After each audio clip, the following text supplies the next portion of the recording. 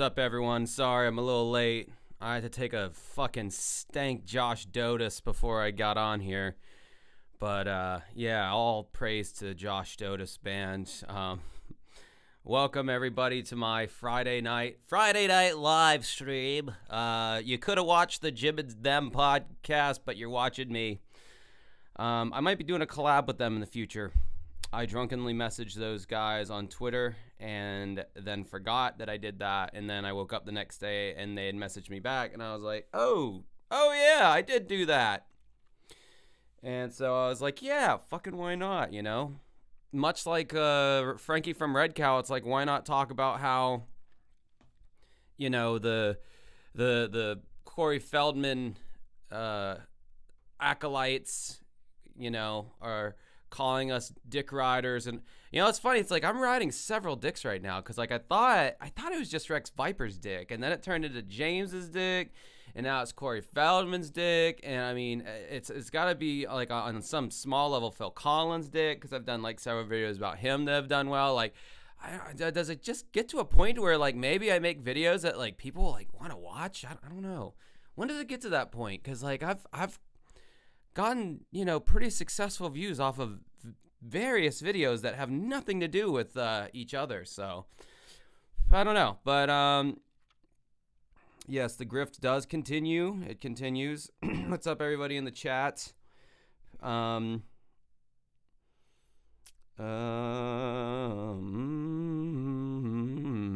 Anyway, okay. So yeah, just what's up, everybody.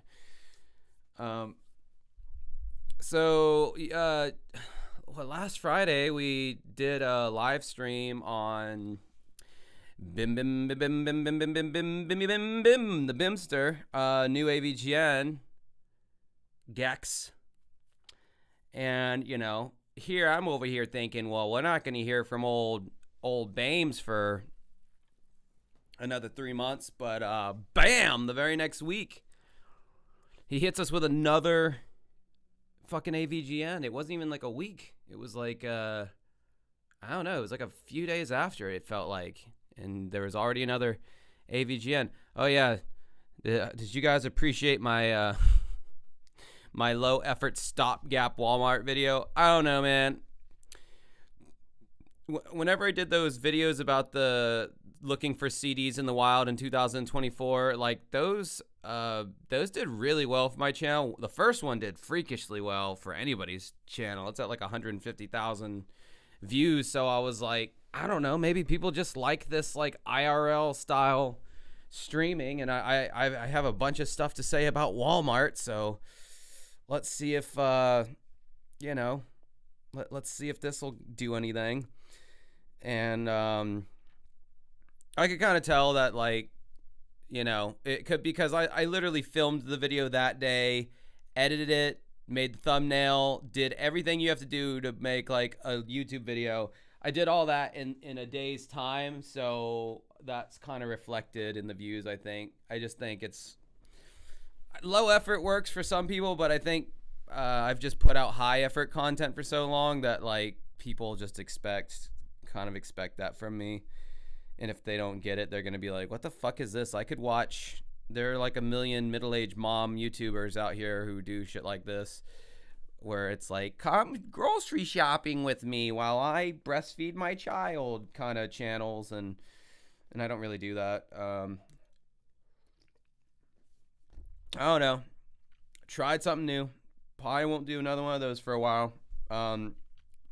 The surplus discounts thrift shop, I guess you could call it, Sheps. That was a place I really wanted to go to, but they closed at 6, and I like rolled up there at like 5:50, and they have no hours on their on Google as to like when they're open and when they're closed. So I learned by going up there, they close at 6, which is a weird time to like close your, if it's just like a retail store or whatever, it's a weird time to close. But anyhow, so I think James Rolfe put out, well, Screenwave, I should say. I think they put out another video so fast because Number one reason, it was a different sponsor. It was some Carmen Sandiego video game. You know, it would have fucked up they probably have like a once monthly ExpressVPN payday that they have to get a video out for, or whatever the timeline is, monthly or once every couple months, whatever. I think they have something going on with ExpressVPN exclusively. They must be getting like a fat chunk of change from them for them to be their kind of their exclusive sponsor for so long. But so I think that there was whoever made this Carmen Sandiego game must have reached out to Screenwave with like an offer that they just couldn't refuse cash wise. Because I mean, at this time and place in the game for Cinemassacre, it's all about the dollars and cents. If it don't make dollars, it don't make sense, baby. I think that's where they're at. I really do. I think that is the only reason this video exists, and it is. It was fine, I guess. It was one of those non-traditional AVGN videos that you see from time to time, where he's like, you know, kind of not super in character, but he's just like talking about something random. He's done these all throughout the years. But, you know, this, much like everything else he's put out, just feels very like, okay, whatever. You know, on to the next video. Like, that was, I mean, like, he covered the Mario 3 commercial or whatever, where everyone in the planet, it zooms out to forms Mario's face. I mean, Pat the NES Punk talked about that, like, 10 years ago at this point? James is just getting to it. $10 super chat from Beautiful Vash. It's weird how nowadays the inside of GameStops are 50% games and 40% useless collectibles, garbage like Funkos and stuff, and 10% basic white girl gaming shirts.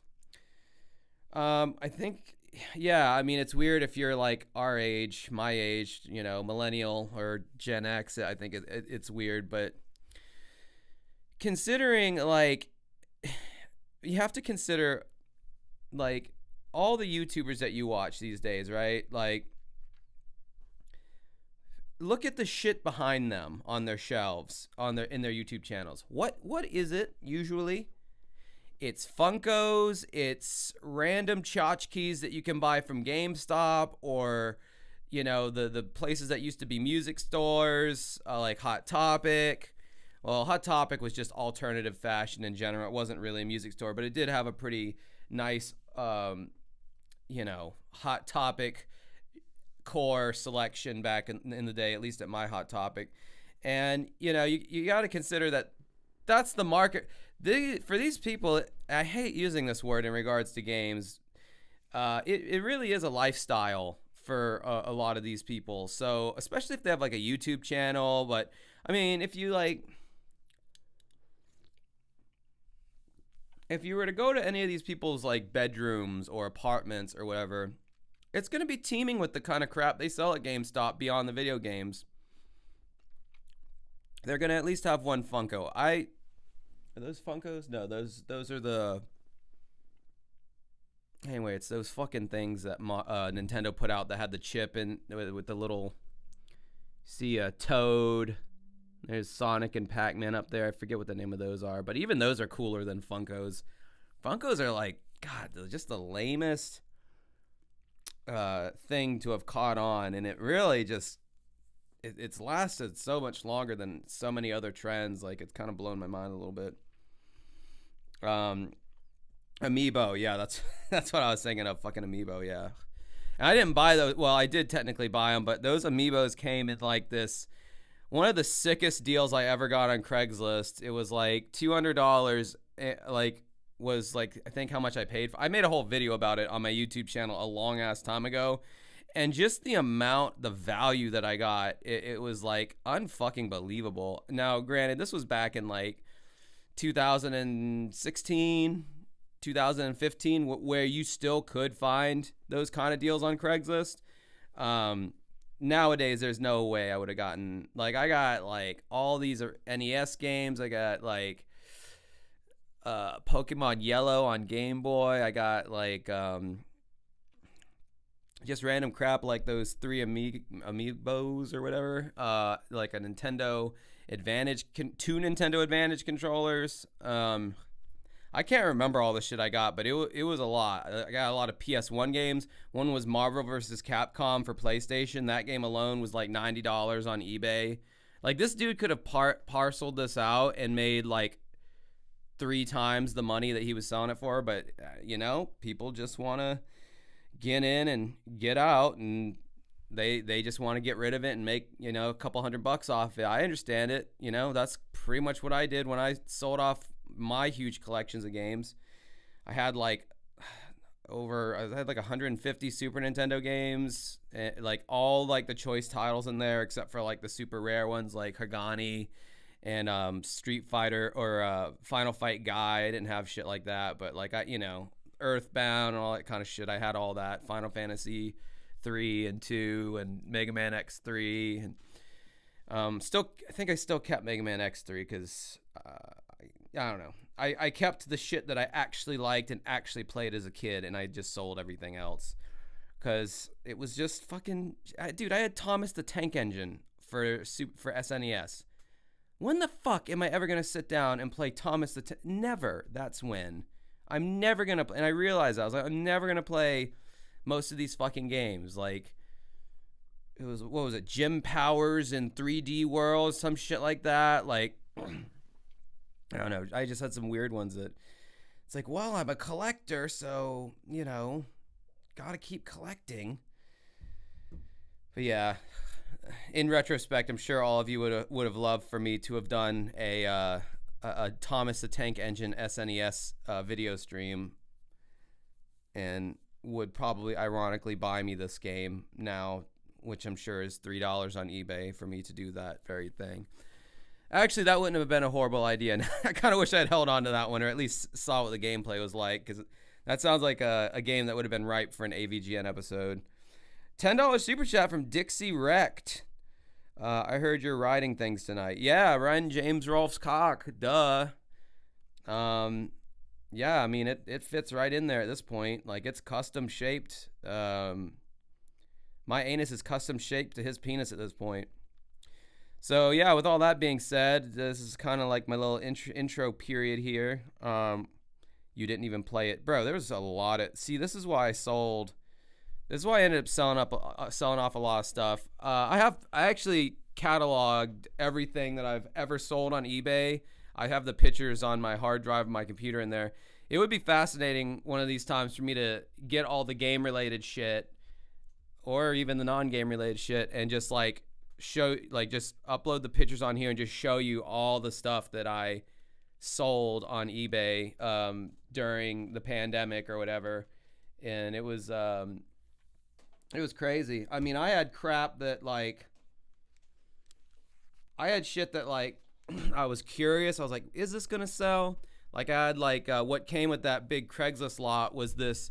It was this big Ziploc bag just full of manuals for like N64 games, SNES games. Those were the main two. But they were just manuals of various games, and I just put all the manuals up for $120, sold within a day. Like, people were just like vacuums, just sucking up any of that crap that they could get their hands on. And I'm just like, I mean, I guess if you're a completionist, you're trying to complete your game or whatever, complete in box, then I mean, maybe, but like, I still think people were retro game crazy at that time, and they were just kind of hedging their bets and just buying any and everything. I think there was a lot of speculation at that time. Like, the same people who are like crypto bros now were like probably buying all that kind of crap back then because they figured it'd go up in value, and then they could turn around and fucking, what's the word they use? I don't know. Sell it, whatever. I'll just go with the more simpler word that my brain can understand right now. But yeah, I don't know if people will I don't know if the retro gaming scene is as rabid as it was 10 years ago. Flip. That was sort of, they could flip it for Yeah, I don't know why that was such a hard word for me to come up with. All right, well, without further ado, let's watch this new AVGN episode and just pray to God, Allah, and Vishnu that I don't get struck down with the righteous bolt of my friend Justin Silverman's lightning here. He's such a handsome boy.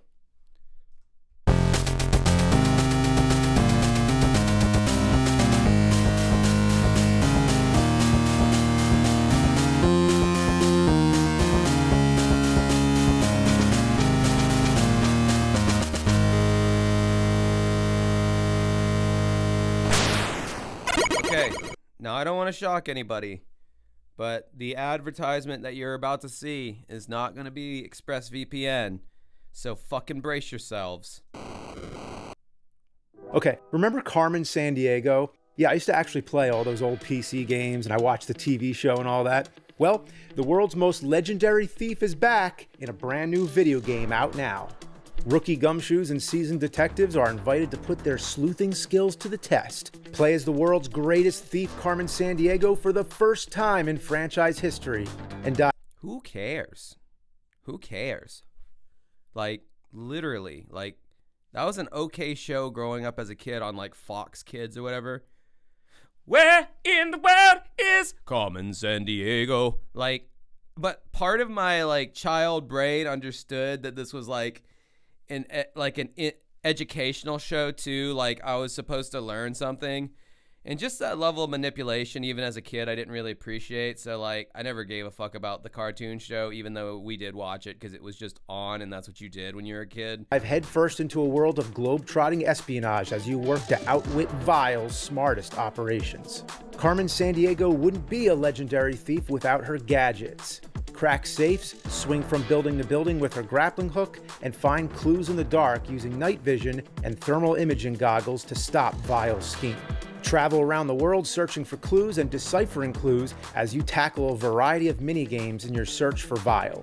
Use the evidence you collect to uncover Vile operations. Is their hair black? Do they like seafood? What color are their eyes? Use your detective... Do they like seafood? Are these tactics used by the FBI? Or the CIA? Like what food do they like? I don't know. I could be wrong. I could be wrong on that. Skills to narrow down the suspects, issue an arrest warrant for the culprit, and find them before they escape. Carmen Sandiego. Why does he have the doll in the frame? Why does he have the toy? This is what gets creepy to me about like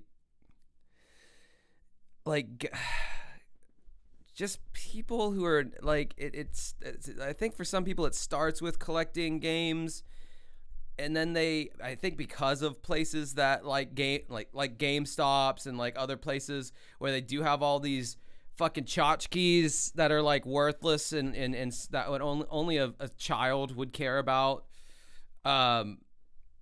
They see these things there, and then they have like because like everyone watches YouTube now, and maybe their favorite subscriber has a bunch of that bullshit in the background of their, of their set. And so they think, oh, well, it's not weird that I'm like in my 30s and I'm like still buying these little like action figures I can pose on the shelf. Like that's not, I'm not trying to like yuck anyone's yum here, but it spilled over in a creepy way. And James is like 62 years old, and he's like got this fucking doll with him in this the whole time. Like it's his fucking safety, like his emotional support toy or some shit. I like how he still got it in the box as though that thing's ever going to have any fucking value in the future. Like anyone's going to really want that Carmen Sandiego doll in box, Yeah, it's just I just that was like one of my first impressions when I was watching this. I was like, why is the doll in? What does the doll have anything to do with any of this? Does he want to show how dedicated he is to? Now, as I look at the font behind him and as I look at the font on the box, I think this is something they probably sent him And they probably actually told him to hold it up. Damn it, I do this every time where I like make fun of something and then I come up with a logical explanation as to why it's actually there. And then I just make the past self of 5 minutes ago kind of look like an asshole. But I don't care. I stand by it. I think James went out and bought this with his own money, or he already owned it. I'm going to stick with that. It was available now for PC and console. Use my link in the description below to get your copy now. Okay, well, hold on. I know it's a little early for me to be doing polls, but I have to. Speaking of all this doll talk, I have to ask the poll a question.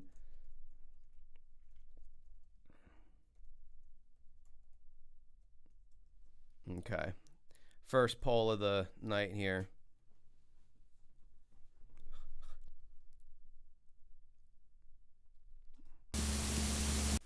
When it comes to retro games, sometimes the memories that stick out the most are not actually about the games themselves, but the commercials that would air on TV. Now, in the past, I've made many references to these commercials.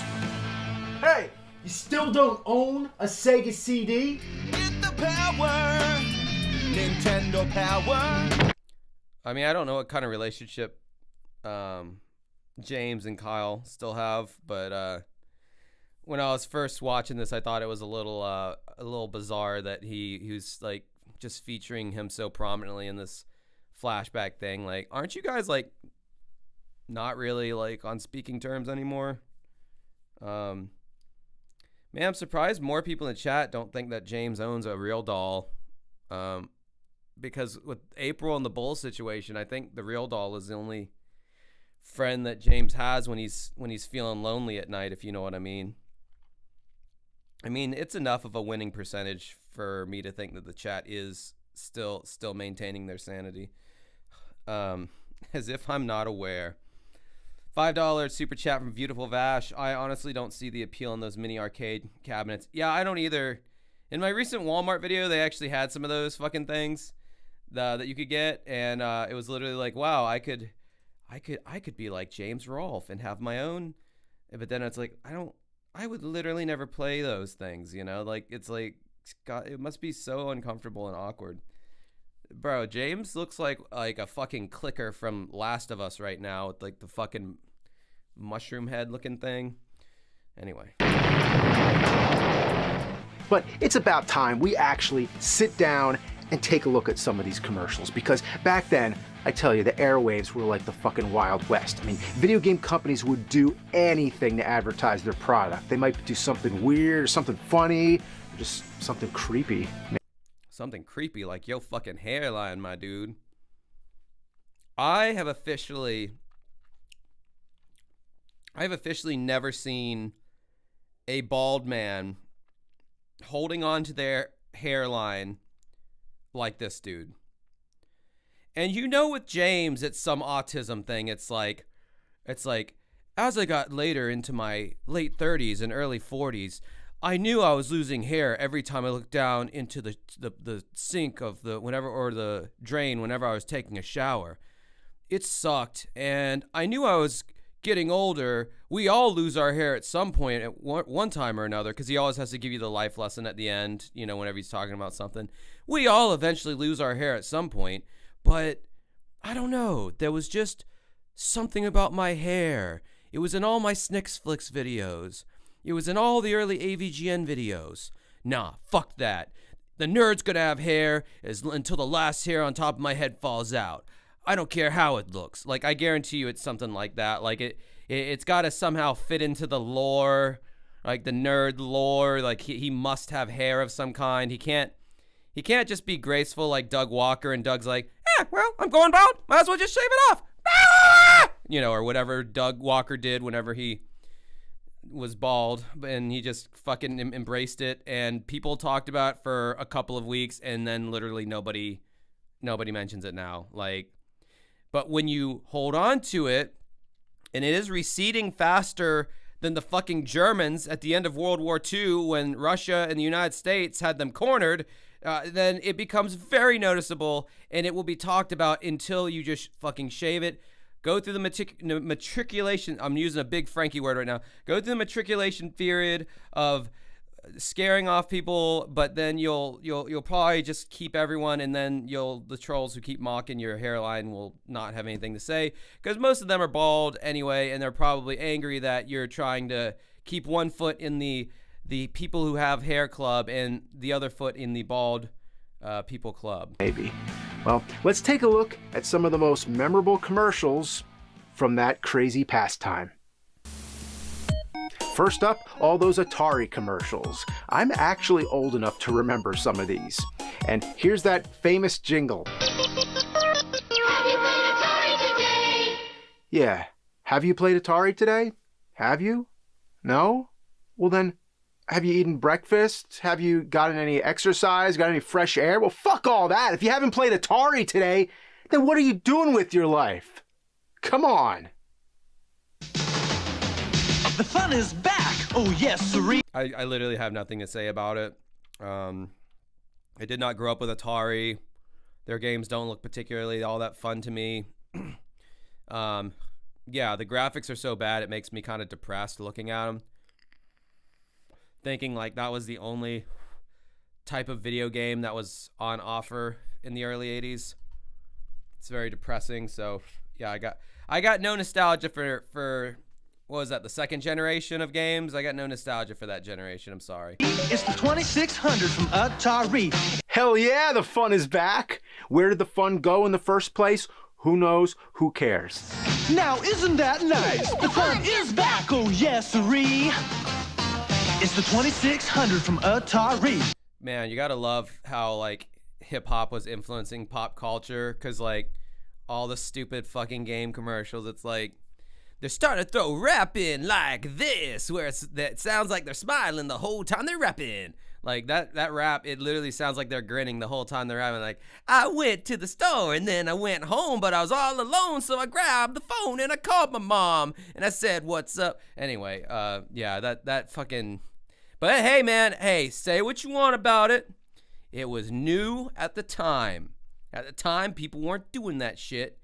Because I think most white people were like, well, I can't just like talk over like a drum machine beat, right? Like, that's not music. And then the other white dudes in the band were like, yeah, no, that's not music. That sucks. Meanwhile, all these black guys were like, hey, let's fucking do this shit. Because why not? And then they did it, and 30, 40 years later, all the suburban white girls are creaming their pants, and all the rock guys are out of a job. So who are the real idiots? It was the people who took years to learn their instrument. Those were the real idiots. This little jingle left such an impression on me that whenever anybody says, "Isn't that nice?" I always have to fight the urge to finish it with, "Oh yes, sirree, it's the 2600 from Atari." You got to get that Atari. Yeah, and then people look at me like, yeah, I'm old. Oh yeah, that's absolutely an old man. Let's rock that back. I'm starting to use hip hop lingo now that I heard. That's all it took. I heard 10 seconds of hip hop, and now I'm saying let's rock that back, because that's how fast it takes to permeate the minds of white suburbia, is just to hear 10 seconds of hip hop and you're already corrupted. Now I want to, I don't know, wear gold chains and buy a FUBU tracksuit. Fight the urge to finish it with, "Oh yes, sirree." Oh wait, hold on. We gotta get in there more. Hold on. Okay, my singer's calling. What's up, Ari? You were on the live stream. Oh, I'm on the live stream. Yes. Oh, I wanted to bitch about the show tomorrow, but I'm not going to do that on the live stream. Probably not the best idea, though. I don't know anybody pertinent to the show would care, but someone said Ari Babari. Oh, Alex in the chat said Ari Babari. Daisy says hi, Ari. I was like, don't try to add nicknames. You do that enough. I watches the Watchman says tell her I love her. Crispy, the talented member of the band. Ashtray says bitch about the show. I want the deets.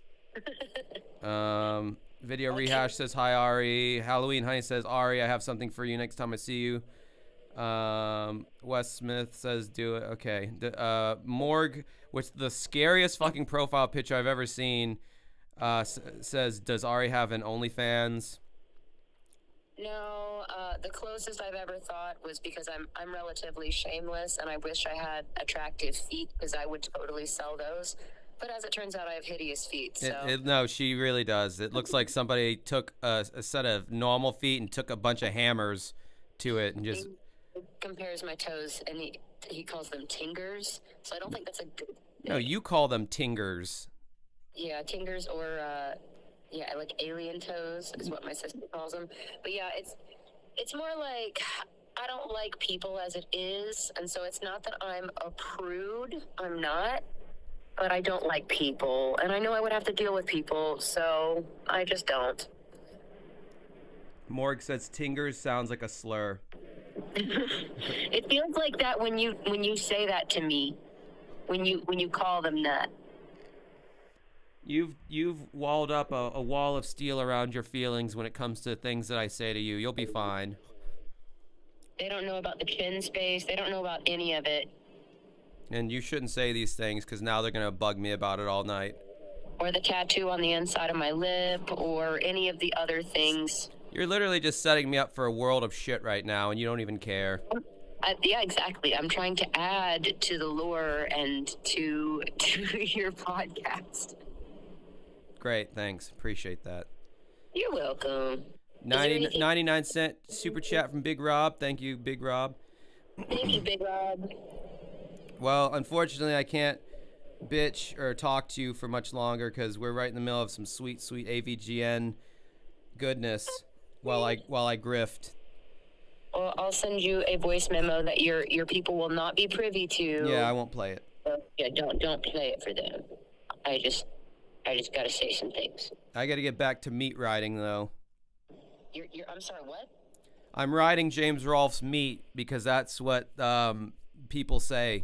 Is because I only make the videos about AVGN, and it's just so I can grift. I would request that they don't say that because it makes me feel a kind of way. Yeah, tell the internet not to do something and see how that works out for you. I'm telling them, so they'll never do it again. You would not last a couple weeks on YouTube. No, I wouldn't. I can't deal with people. I only occasionally fight with people on Facebook, and that's exhausting to me, so. Okay, I talk to you later. All right, bye-bye. Bye-bye. Anyhow, sorry about that rude fucking interruption from Dumb Girl. Sorry, that's her nickname in the the band group chat. I don't know why that's what it is. Anyhow. It's the 2600 from Atari. You got to get that Atari. Yeah, and then people look at me like, yeah, I'm old. Yeah, if somebody responded with like, get the 2200 from Atari, I mean that is like, that's got to be right up there with such dad classics as like pull my finger. Are you working hard or hardly working? I'd complain, but who would listen? You know, these kind of like dad statements. I think that's about where that goes. But the Vanguard commercial is pure gold. You have these nerdy kids sitting around playing the game, but then, what happens when you can't beat the final boss? Well, hand the controller to some meat-headed bozo. Yeah! But fellas, who Wow, he's really judgmental of those kids, isn't he? destroys the gun? Luther destroys the god.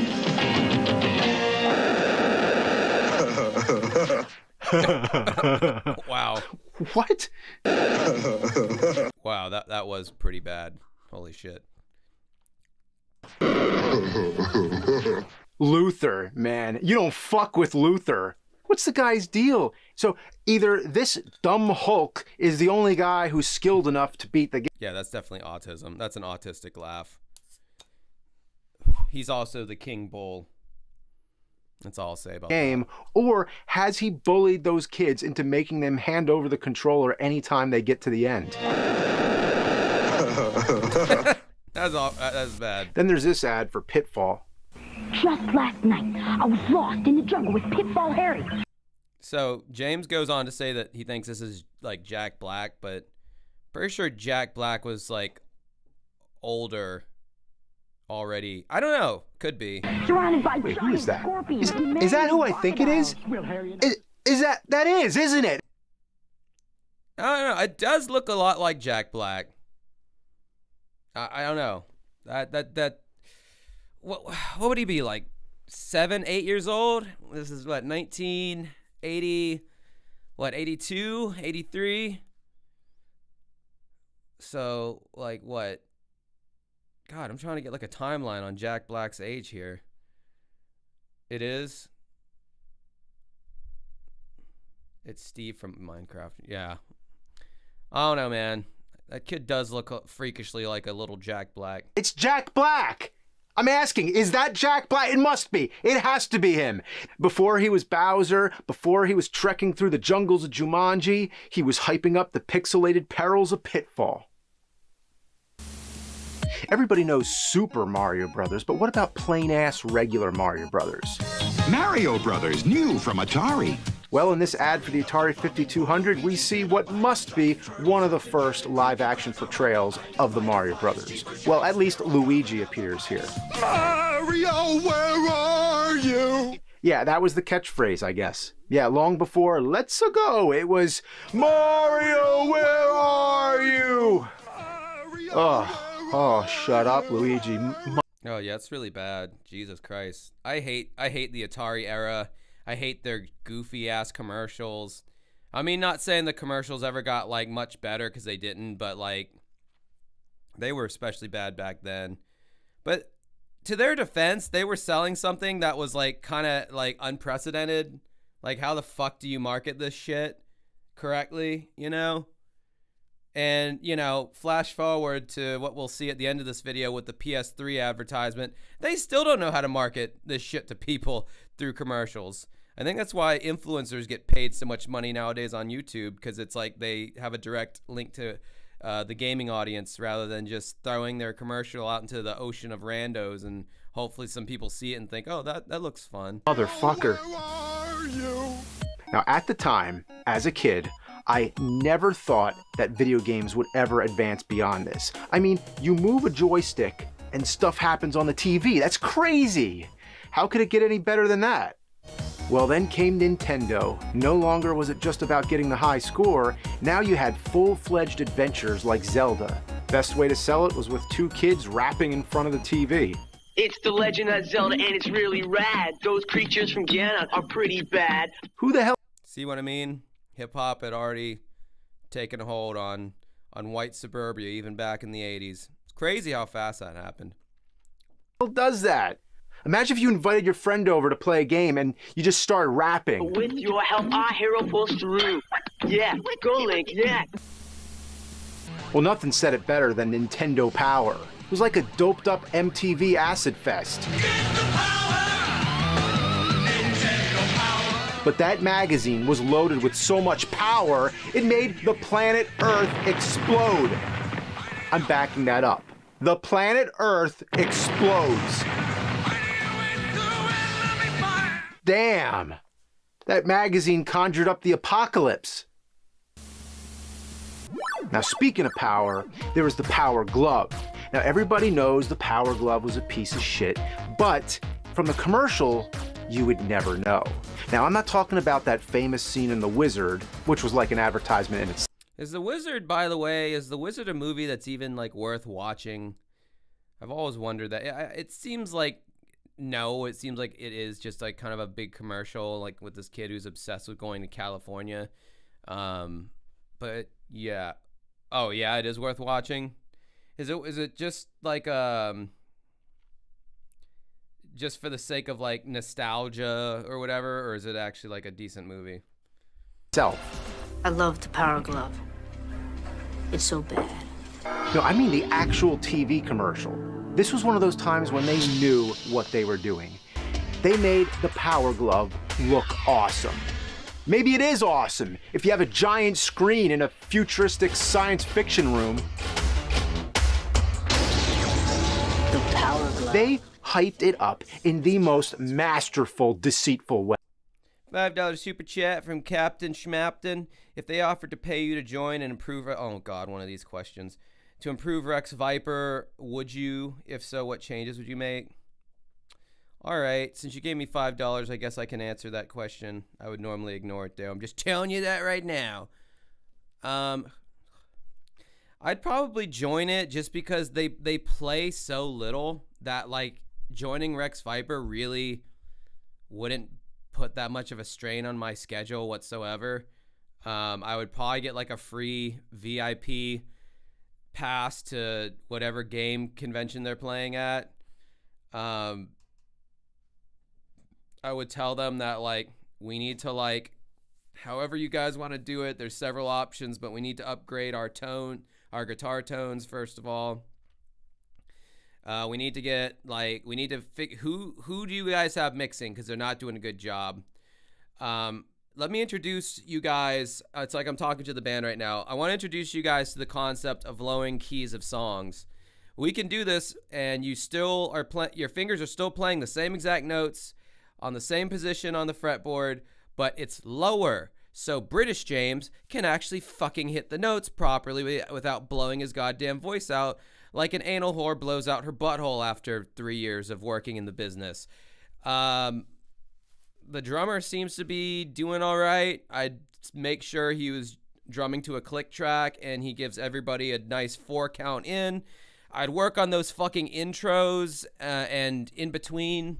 I don't think they have any in between things. I think the drummer just kind of fart around after the song and look around at each other until the drummer feels like clicking them in.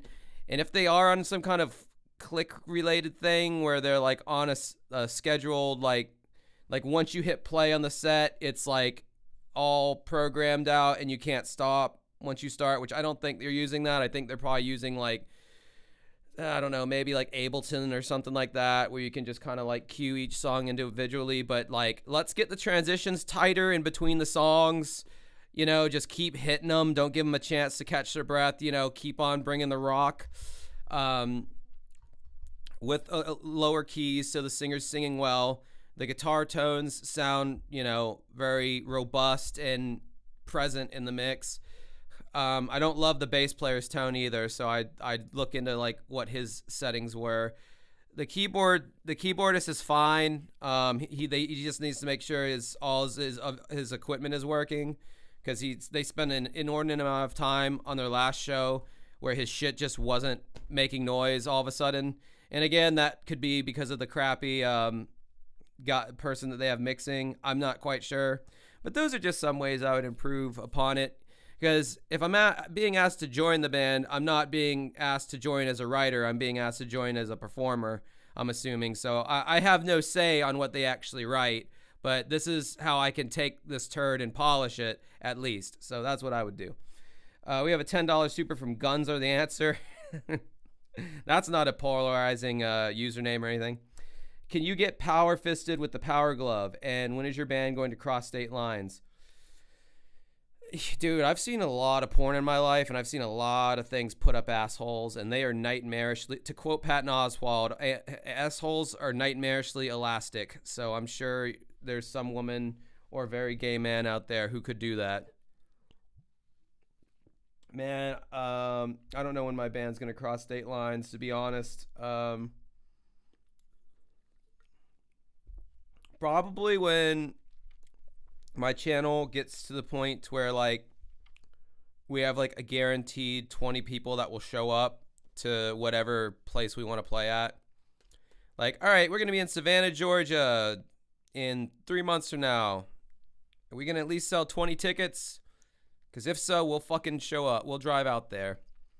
Problem with crossing state lines now, which you'll see later on in the stream if you hang in long enough, you will see that even a city like Orlando, which is only 2 hours away by highway, is even being only that far away from your hometown, you will see just how much less engaged the people are. Only until after the song's over and they're like, yeah, that was dope. But during the song, they don't act very hyped because this is probably the first time they've ever heard the song, period. And your song has to be pretty fucking kick-ass for it to be the first time anyone's ever heard it, and they're, like, already getting into it. Now, if you're just a stupid metalcore kid, you're gonna hear anything that's got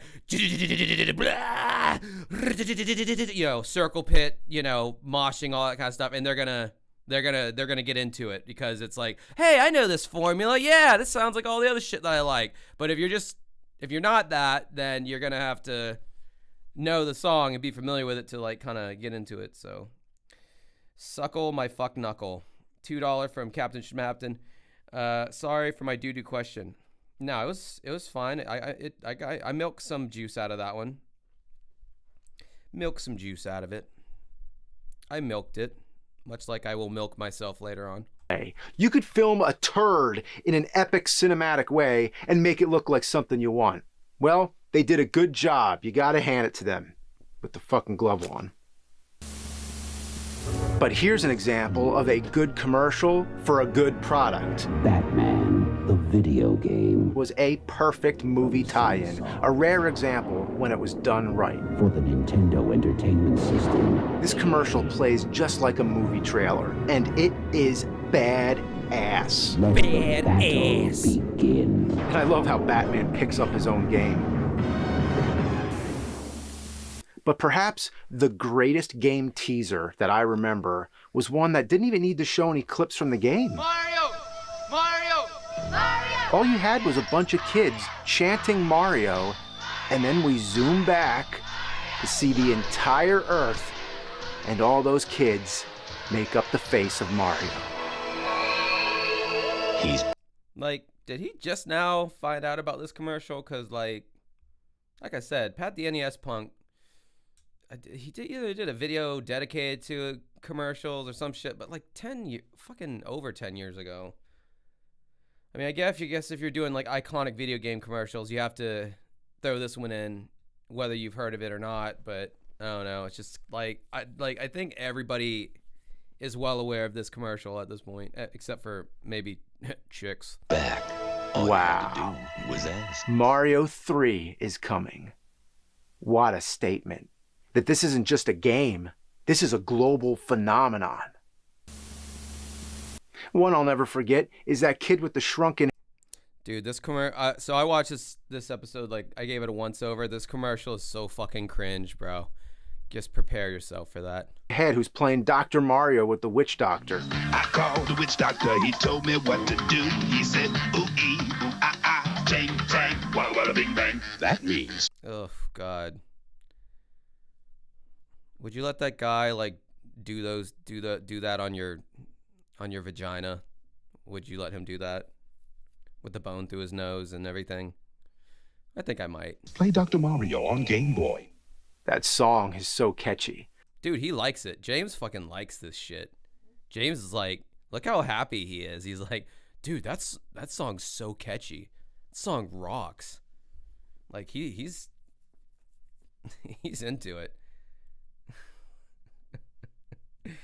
I'm not even gonna read some of these things in the chat. It's too cringe for me. I hadn't even heard it again till now, and it's already infiltrated my brain all over again. I beat the Witch Doctor, and this is what he said. He said, ooh, yeah. This commercial is insane. And then he struck my head. And then James, he runs with this line, which is just like a brilliant observation. And that final line just nails it. And then he shrunk my head. I feel like as a kid, I just wanted to say that out of context all the time. Like, hey, Ma, I'm going outside to go roller skating at the cul-de-sac with Zach and Cody and Shannon. I'll be right back before dinner, okay? And then he shrunk my head. Just let that marinate. Let that cringe marinate for a little bit there. You feel that? Feel that cringe marination? That's what that is. Where he just pokes his head in through the side of the frame with his bald dad face and goes, and then he shrunk my head. Like, oof. God. I bet James Rolfe was a huge fan of the Chevy Chase show when he had his own talk show. If you know anything about that show, you'll know what I'm talking about. No problemo. Then in this series of commercials, there's this totally radical duo showing off the Game Genie. Game over? No way! They're like a poor man's version of Wayne and Garth and Bill and Ted all rolled into one. Excellent! This is Game Genie from Galoo, the awesome video game enhancer for your Nintendo Entertainment System. Why are they so hopped up? I don't think this is about the Game Genie. I think they got their hands on something else. Yeah, that genie gave him a wish, all right. Came in a puff of smoke. Dude, it gets you fucked up, man.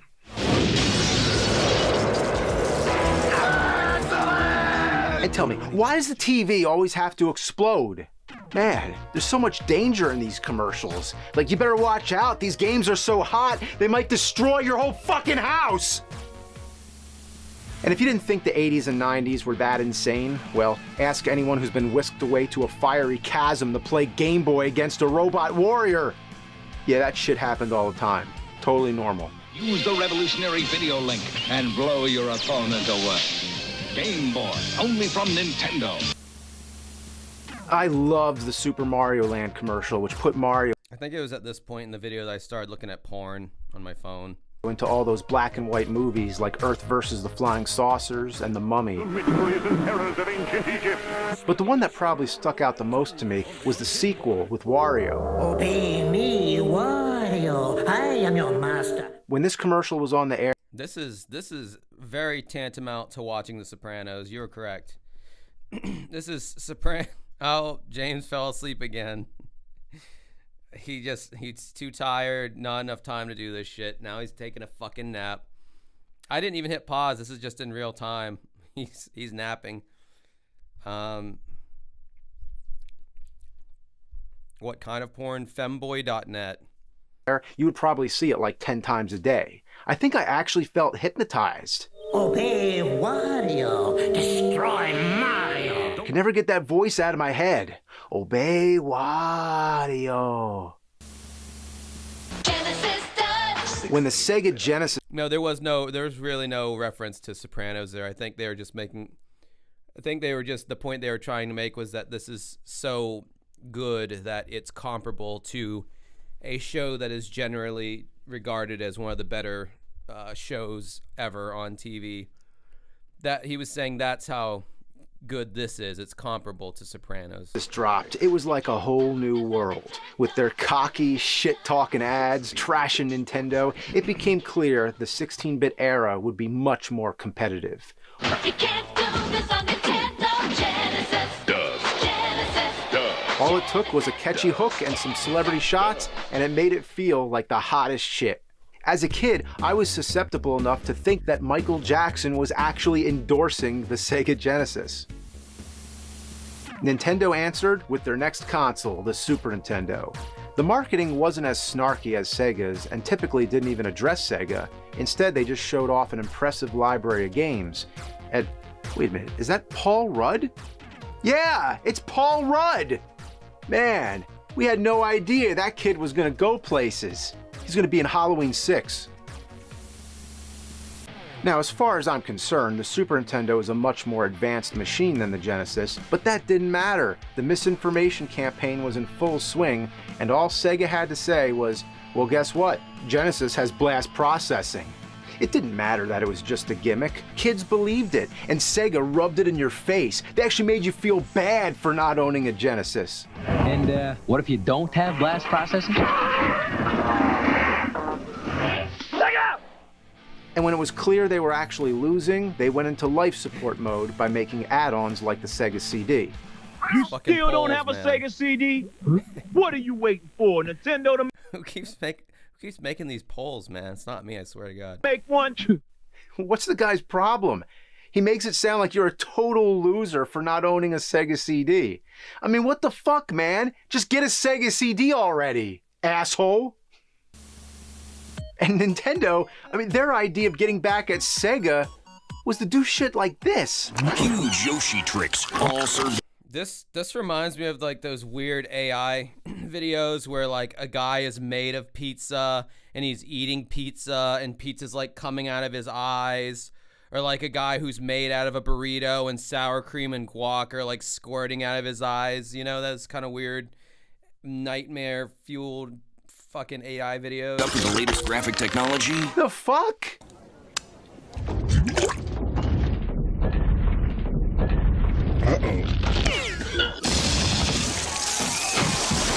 Super Mario. That's how Nikocado Avocado lost all the weight, actually.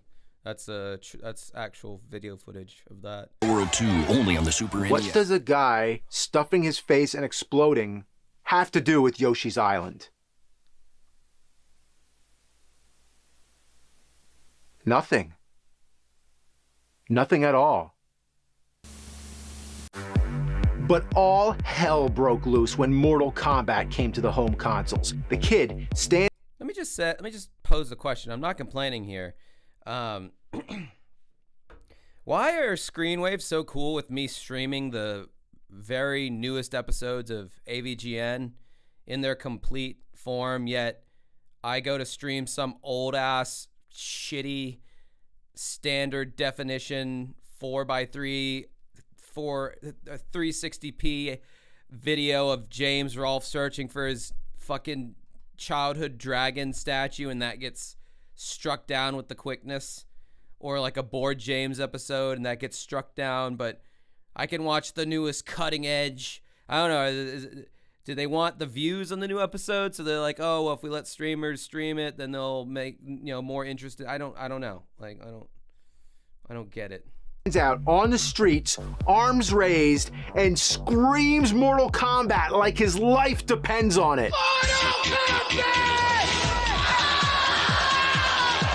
It's more than just a scream. It's a call to action, and the streets soon flooded with other kids who heard the call. No longer would the game be confined to the arcades where it was guarded by the quarter hogs. Now, we were taking it back on this day of our Lord, Mortal Monday.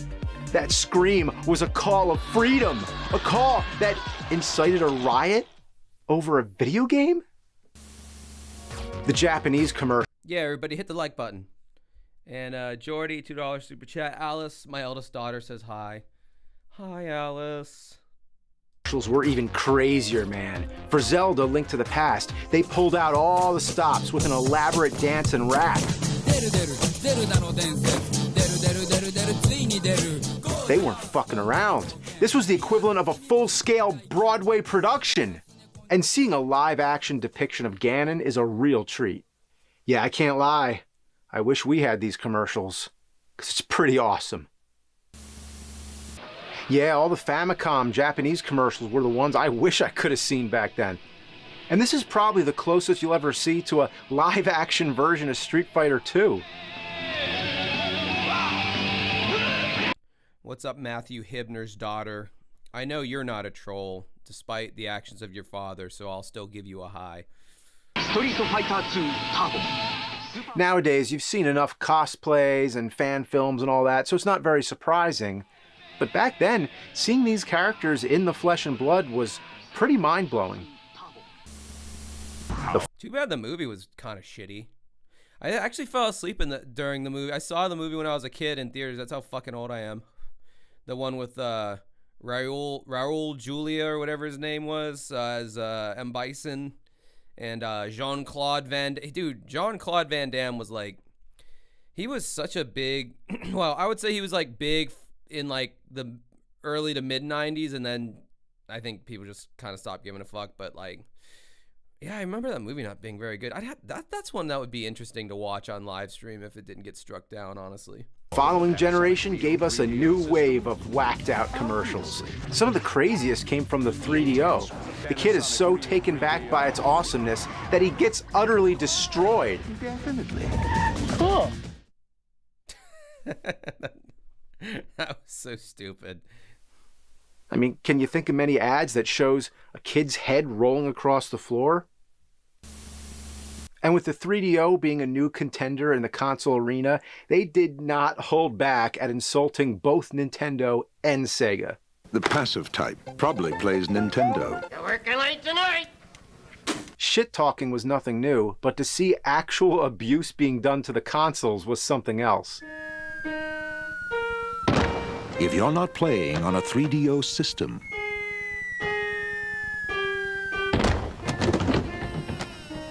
what are you playing with? Yeah, fuck those kids' toys. 3DO is the real deal. Then the Atari Jaguar. Street Fighter had a really good anime. I I want to say it aired on HBO, but I think I'm wrong on that. I have the box set in my house somewhere. I remember liking it a lot. It's very homoerotic between Ryu and Ken. A lot of homoerotic, but I think that's just Japanese culture in general is more on the homoerotic side, and you know, other dudes just like look the other way. Like there's like a whole scene where they're like, hey, it's a swimming pool, Ryu. Let's go swimming. All right, Ken. And they like both like strip naked and they're like spanking each other and shit.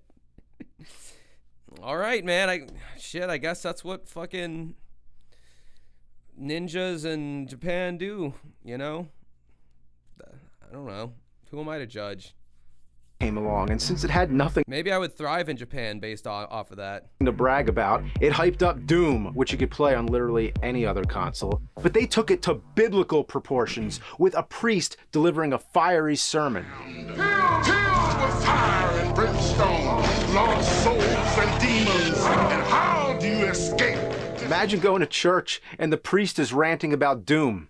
That would be my kind of church. So, as some of you may know, if you've listened to any of my live chats, especially the one with Frankie, I grew up in a private Christian school, and it shows, am I right? No, but we didn't have a preacher who railed against Doom, but we did have this old-ass Mr. Willinger, and God, this guy had such a fucking hard-on for Eminem. Like, this obviously would have been around 99 or 2000, but this guy, like, had, like, 3 or 4 different sermons dedicated to how like, awful and evil Eminem's music was, and, I mean, bro, you know you're blowing the fuck up when, like, people in small, like, I mean, Jacksonville's not the smallest city in the world, but, you know, it's not, like, a major city or anything, are dedicating and, you know, I'm sure Marilyn Manson got that treatment times 10, but he had such a boner for fucking riffing on Eminem. He talked about him so much that it made me interested in listening to what all the fuss was about. Like, he literally did the polar opposite. Like, why don't adults understand this concept yet? Like, the more you make something seem like evil and bad, like, bro, kids are like little wannabe adults. Like they want to like grow up as fast as possible. Then they regret it when they actually do grow up. But they want to grow up as fast as possible. They want to know what the adults know because they don't really see themselves as like that different. You know, they're like, yeah, I might not be able to drive. I'm gonna have a job, but you know, I'm pretty much on the same level as an adult. I can handle all the stuff that they can handle. And so when they're telling you that this is bad, it's kind of like you're basically telling the kid that you're just a kid and you can't handle it. I'm speaking for myself. Maybe all kids don't think this way, but I would hear shit like that and I'm like, damn, I gotta check out that Eminem, see what all the fuss is about. And then I heard it and I heard all the bad stuff he was talking about and I was like, hell yeah, this goes hard as a motherfucker. And yeah, same with Slipknot, you know, like there were people in these Christian magazines that were, there was this one, Focus on the Family or something like that. At the back of the magazine, I looked forward to it every time I went to church because they would have a new record each week that this guy would basically, it was trying to inform parents why this record was so bad. In one of the articles, it was Issues by Korn, and he was like describing the dark lyrics. He's like, this is a dark, depressing disc. Immediately wanted to go out and get that record, and then he talked about Slipknot's debut album. And that they already scared me because of their masks, so I was very much interested in what Slipknot sounded like. And I don't know, man, the gimmicks got me because I'm like listening to the music and I'm picturing them wearing the masks, you know, like like as if they're in the studio, like wearing the masks and shit. And I don't know, that was that wicked shit, man. I was seduced into it. And then as I got older, I was like, oh, this was just like gimmicky little tricks to. I mean, Slipknot, it wasn't really a gimmick at first. They really just wanted to do that, but I don't know. I guess Korn wasn't either. But as you get older, you get a little cynical about things, and especially as the bands get older, and it's like, man, are you really this emo? Are you really this sad? Are you really this angry still? Like, you've been rich for a really long time. Like, are you really that, you know, fuck life kind of attitude, you know, it gets kind of. Yeah, Willinger chose Josh's CDs for exactly. One of the better Atari Jaguar games was Alien vs. Predator, and it also happens to be one of the scariest commercials. You might not want to play it alone. Ha! Look at the kid's face. Give him some glasses and he looks like you know who. Your fucking one of your illegitimate stepchildren. That the girl in his book who like slobbed on his knob, he accidentally busted in her, and she never told him, and her last name was Sanchez.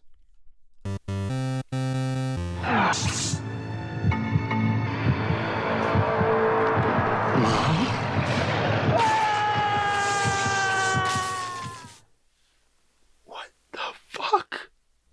Oh, there's nothing like it. No, that kid's features are way too strong to genetically come from James's diminished sperm. Alien is brushing him with his dead mom's arm. That is messed up. On that note, here's an ad for the FM Towns computer in Japan.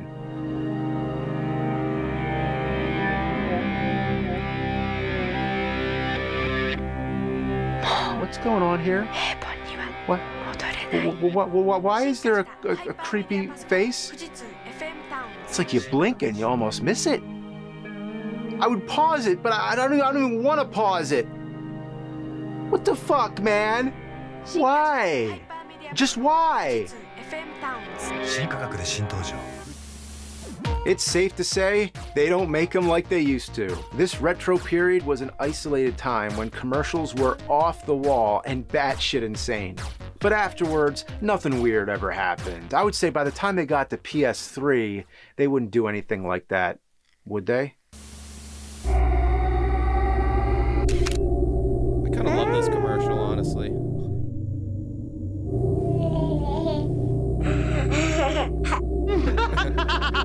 I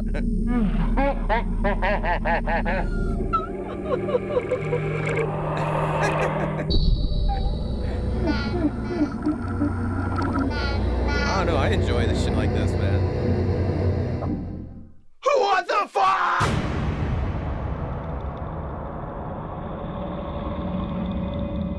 It was a slightly above average video for James overall, I would say. Oh yeah, let me go back and try to freeze frame that girl turning into a lizard person, because he's like, I'm not even gonna do that, although I could. Don't say you could and just not do it. Oh, there we go. Okay. Bro, that was a lot of fucking makeup, like special effects work that they put into that just to like do one frame of revealing what she looks like as a witch or whatever. I like how James acted like this was even fucking scary. I mean, I guess if you're only showing it for like a split second, it could be kind of disheartening. I have a witch fetish. Do you want her to nose fuck you? I imagine that would be the least pleasurable sensation for the person doing the nose fucking, especially if it's going into your b-hole. Yeah, that's April. That's April's face telling AVGN to end the video, go upstairs. It's like it's like the opposite of Pulp Fiction, where James has to go upstairs to deal with the bulls instead of downstairs. Yeah, you want that honker? What are you gonna do with it?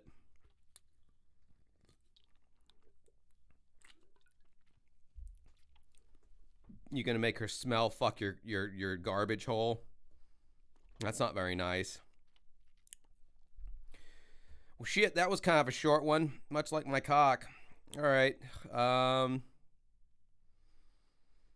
don't know. Where should we go? Do we go with the Josh Dodes Band show, or do we watch my latest performance that we did in Orlando last week? I think I want to be a little bit more buzzed before that. So let's watch some the Josh Dodes show. Where do we go from here? Remember that Filter song? All right, so last week we watched episodes 3 and 4, and this week is episodes 5 and 6. For some unknown reason, episodes 1 and 2 are not on YouTube as far as I can tell. So for any of you who were here and hanging around, last week they were doing some competition, and Flicker Stick, I guess, won. Then you had Soul Cracker was in second or something, Harlow, and my fucking Josh Dodes, really the only band that matters. I think they are last with their cracked up cokehead lead singer Josh Dodes and his crackhead piano style of playing, and just it smells like Dodes in their van. But before that, I'm gonna pee the first pee of the stream. So, first pee of the stream. Get it like a piss stream? I don't know. Maybe I'll fart into the mic when I get back. If you're good. If you're all good.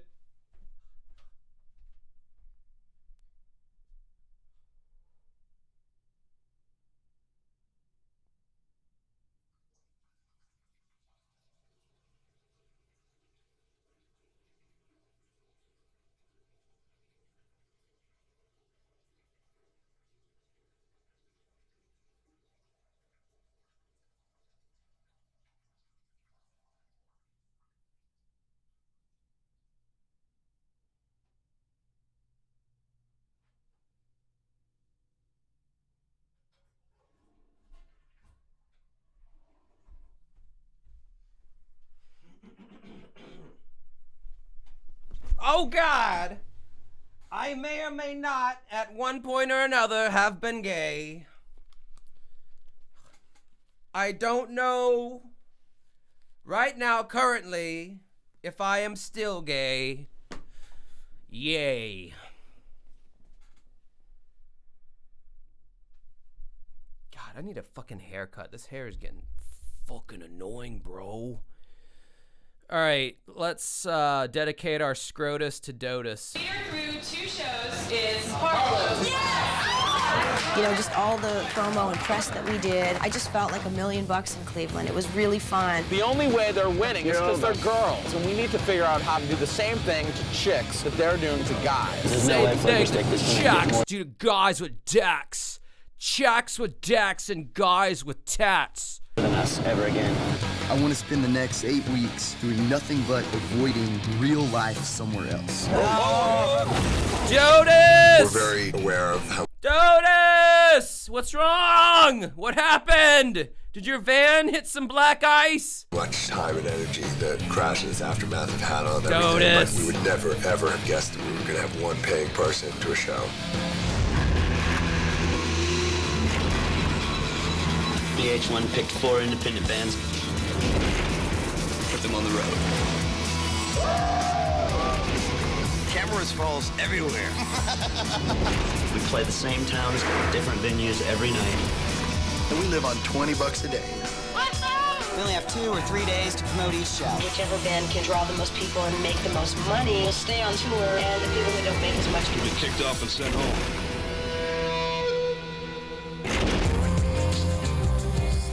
Hello. How are you this morning, mister? Fine. Here's for the winners. Oh, no way. For the winners. For the winners. Oh, it's yours?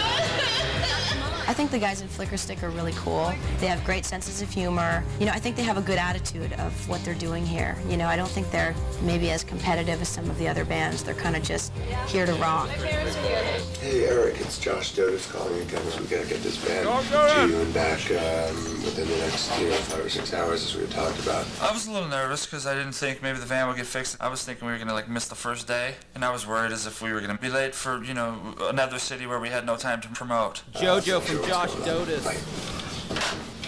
The worst part about a cloudy day in Cleveland, packing and not knowing whether or not your van is going to be ready to go.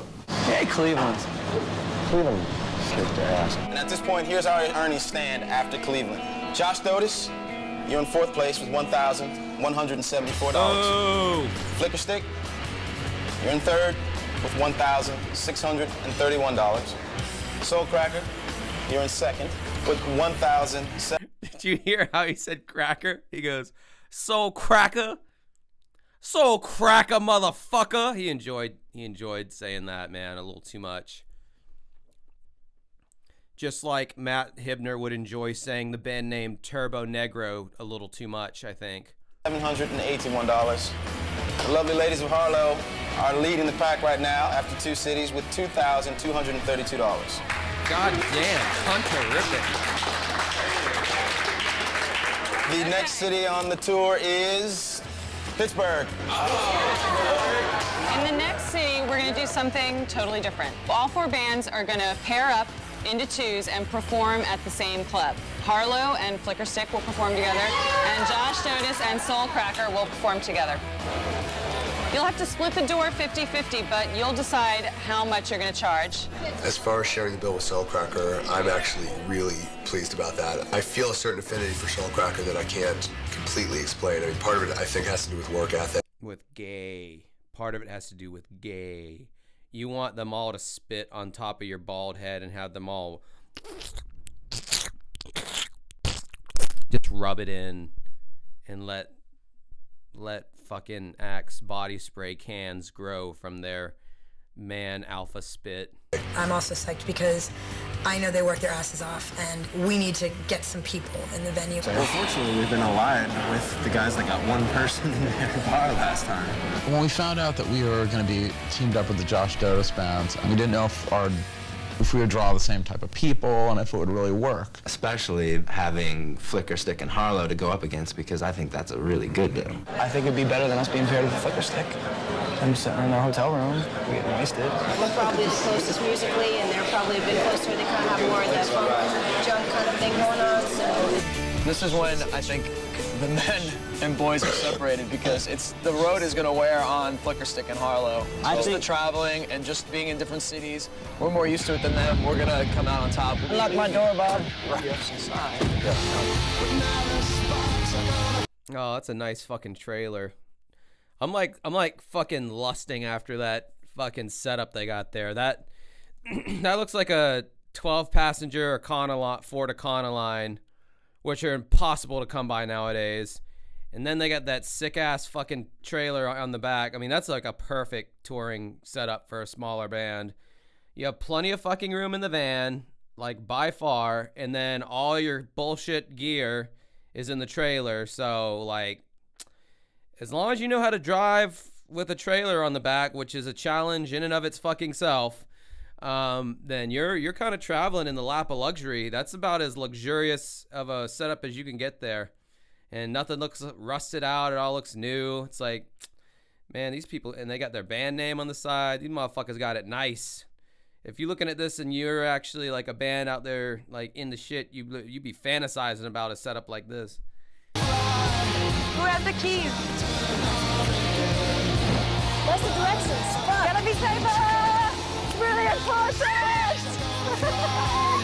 Oh my god! The reality is, Harlow has no strategy. We just kind of go into it full steam ahead and do the best we can. Never dull moments with the ladies of rock. Kind of like safety pin together is a big joke of ours, because it's kind of like, oh, do you have any flyers? Forgot the flyers. Where's the posters? Someone sat on them, you know? That's just the way we are. Maybe we should be taking things a little bit more seriously. Yeah, no, you 100% should. This is the exact kind of mentality of like, see, this is why I like this show, because it gives me a chance to go down like memory lane of my earlier rocking years. This is the kind of band that you're in where you just kind of know that it's not gonna make it, because like if you're gonna be like that laissez-faire about like things like posters and flyers and promotional materials and just being like, oh, do you have it? Oh no, I don't. Tee-hee. Who cares? We're young. Let's go rock and roll. Like, yeah, that will get you absolutely nowhere. I am currently listening to Insane Clown Posse's audiobook memoir read by Violent J in his Violent J voice, and it's very racking to the ears, but he harps in detail about how much promoting ICP did in the early days, and like just all the means of promotion and all the tactics they would do, the hours and hours at Kinko's making copies of shit, you know, going to rock concerts, going to anything, any place they drove by where they saw there were people, they'd pop out and start handing out flyers. They'd go to like corporate music stores like Sam Goody, and they'd take their flyers and they'd shove them in the middle of the CDs and the rap album, or the rap area and the rock area, or they would rubber band the flyers around CDs. Like, they would ask if their shit could be sold in consignment, like mom and pop record stores. I mean, they really like built all their shit by hand, and it was kind of inspirational to listen to, because like my band started off doing that, but we didn't really see any like results, because by the time we started doing it, like nobody gave a fuck about like seeing flyers on telephone poles. And nobody went to record shops unless you were like a nerd and you were like you were just like kind of collecting vinyl for the sport of it. So we were like doing these physical promotional tactics at a time when like it all needed to kind of be digital. But yeah, anyway, I hear how they're talking here, and I'm just like, yeah, this sounds like a band that if they do make it, it's not going to be with her in the band, because when you're not serious about what you're doing, that eventually will come out in the wash one way or another. But I think we're just here to have fun. I'm so happy they put us together. It's kind of bizarre. Oh, it's great. We can have so much fun for the next 3 to 4 days. Yeah. When they said that, I was like, oh no. Who are they going to put us I thought with? they were going to put us with Joshua Tree, which I wouldn't have minded. I like them. I like Sugar Shack too. I like Sugar Shack too. It's just more fun if it's Flicker Stick.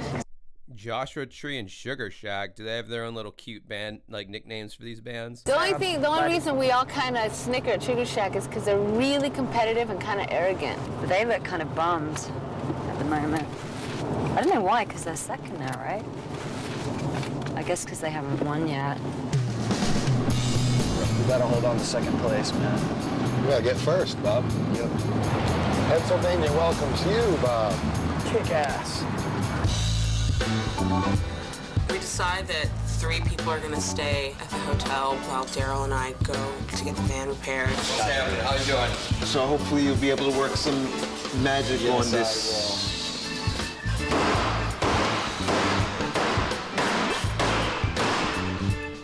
Not every day you get to do that on a 2000 vehicle. He basically wrenches off the one door, and he puts on this used white door, so our van looks hilarious. It's this total ghetto mobile. This van is starting to look more and more like a New York. In the 2000s, you were still allowed to say something looks ghetto without like white women being like, you could have used a different word to have described that. You didn't have to say ghetto, okay? Let's just do better. Band every day. Multicolored, crashed up. Gives us character. Black dude is like, we gonna lose. He already knows. Hey, kid. What you doing? I'm alright. I can tell you. I'm far, far away, I can tell you that. I love Marissa, my girlfriend, like more than anything in the world. Basically, we've been drinking a lot, just like normal. I've talked to Marissa a few times. Are you sending my letters? My weekly letters? Oh, yeah? Everything is so up in the air for me. And my relationships with everyone back home. I just don't know really where my feelings or my heart are ever. Instead of bothering to go to our hotel rooms and go sit Payphone love, baby. in the jacuzzi, Oh, you got the wife on here now, Matt? It's not enough that you sink your own ship. Now you're bringing your family down with you? Great. came straight to the club, Rosebud. This is it. We need a flyer. Just fly on. Okay. Yeah, that's a good idea. We're just going to try to find out everything about the town that we can. So if you think you could be helpful, we'd love you for it. Work the scene from the club out, you know, concentric circles, like an earthquake. When we first got here to Pittsburgh, we checked into the hotel, dropped off our bags, and went down to the lobby bar. our favorite place, obviously. What's the deal with the toboggan? Can I take it off? Yeah, okay. You got hair. Take it off. It looks bad. Oh God, that's like one of my fucking aunts from back then. Jesus, the accent and everything. That's traumatizing. It's cold outside. How's it going? This is Russ. He's from Dallas, Texas. Hey, Russ, how's it going? Oh God, Southern people. Ugh. That accent just sounds so judgmental. Maybe because I grew up around it with them saying shit like, Josh, why were you in the janitor's closet sucking that boy's dick? That's wrong. You're going to go to hell for that. Shut up, Aunt. Don't judge me. I'll suck off whoever I want, whenever I want.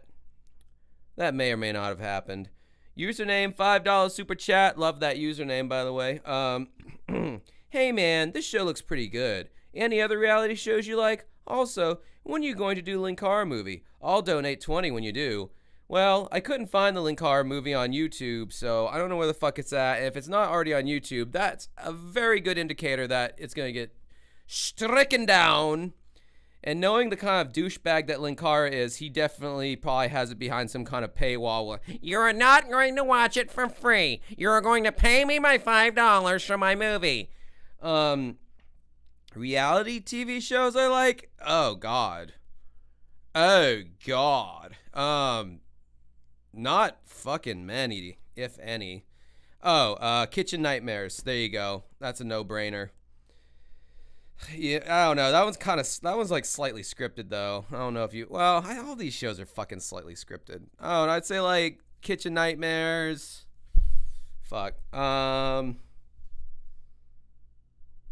don't know. American Pickers was a pretty good show back in the day. Even though the chubby guy always looked like he smelled. They were always sweaty. Bar Rescue is a little too close to Kitchen Nightmares, and John Tapper just, I don't like his New York douchebag energy. They rescued a bar here in Jacksonville, right downtown, a place I've been to quite a bit, and then literally they've just reverted everything kind of back to how it was. And the bar, I don't know, it's still just not doing the greatest of. Yeah, I mean, honestly, I never really liked I think when I was a teenager, I liked reality TV shows. Like, whatever schlock VH1 put on, I really like Surreal Life and Rock of Love with Bret Michaels and Flavor of Love. I watched all that shit, regrettably. I watched one season of The Real World MTV. Yeah, I didn't have a whole lot going on in my life back then, to be honest. If I'm watching shit like that, I didn't have a whole lot going on. They were having a convention next door to the... I did watch Hogan Knows Best, mainly because I thought Brooke was really fucking hot, and she still is. And so they decided that it would be fun for us to play there, and I told them we could do it. I said, we won't take a paycheck, but, just have everybody buy CDs. We'll know something in 10 minutes if we got a gig, and we're going to hire somebody to sell CDs at the door. Dominic, I guess, worked his magic on this guy. Everybody that comes through the door is going to buy a CD. They're expecting 100 to 100.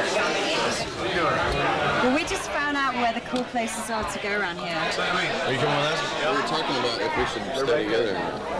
You don't think we should? As much as we want to, it would be so much fun for us to all go out and party, but, we can cover so much more ground. Yeah. Unfortunately, Fletcher just kind of has a habit of letting out information that the band doesn't want to let out. It's a competition, it's just like, hey, don't give them ideas, and Fletcher just doesn't think sometimes. It just tells everything, hey, what do you want to know? Well, I could just tell you, like, even though this is like the most drinkiest of the bands, they definitely come across to me as the most serious. Harlow seems like the least serious. Josh Dodes, I just think that band, if I'm being for real, like, I don't know. They're not marketable enough. Like, they look like Josh himself looks like a weirdo. It's kind of like this interracial, intergender band, but they don't really have like a defined like set, because like if just from a marketing perspective, if I'm an A&R guy and I'm having to choose what bands I'm going to go with here, I'm going to look at Josh Dodes Band and be like, this band doesn't have an identity. I'd look at Harlow and be like, yeah, it's like we're kind of done with like the 90s alternative rock, like was it not Tank Girl, Riot Girl. We're kind of done with the whole Riot Girl thing. Soulcracker, I mean, maybe like they would be the second choice if I had to sign someone, but like, yeah, Flicker Stick would be like the clear winner, because it's like, okay, they're doing something that sounds kind of fresh. Just from watching the show, it's like they like to drink and all that, but it seems like at the end of the day, when it comes time to like get your shit together and actually be business minded, and do whatever it takes to like succeed, it seems like they're the ones who have like the best heads on their shoulders to get that done. This is how we do it. I'm gonna try. We need to talk anyway, so we're gonna sit and write notes to each other right now. Just from now on, then don't jump on me. I wouldn't say it if I thought it would hurt us in any way. Just don't say it. Yeah. I think Fletcher's relationship with Harlow is, he needs to not be so trusting. Unless we were partying with them, we don't need to say anything. Yeah, dude, I would not say it if it would hurt us in any way. I'm not stupid, you know? They think I'm being too nice to Harlow, like that they might turn around and stab us in the back. Hey, did you watch Survivor? Did you watch Survivor? All them motherfuckers to do was make friends with everybody, right? And what happened in the end? Stab you in the back. I never watched. Are you ready to run? Rock and roll! A mechanics convention was about the weirdest thing I've ever done in my entire life. We'd like to introduce from Dallas, Texas, Flicker Stick. I like how the only comment hanging in the chat for the longest time now is Dodus wants to own slaves. There's not been any other comments after that. It's just been hanging in the air like some awkward comment said at a family get-together.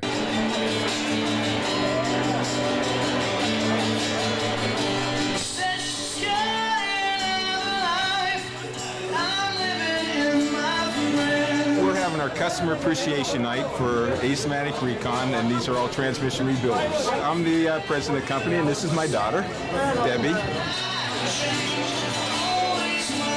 This is such like the music of that time. If you like took a snapshot of like, I want more marketable rock, you know, like, can we do more of a Goo Goo Dolls meets Train kind of thing, where one of the instrumentalists is a permanent acoustic guitar player? Like, don't worry, he's never gonna pick up another electric. It's not gonna get too heavy. Like, this is like the minivan rock that is like super fucking marketable. Great band, so we decided to invite them in, and they were happy to do it.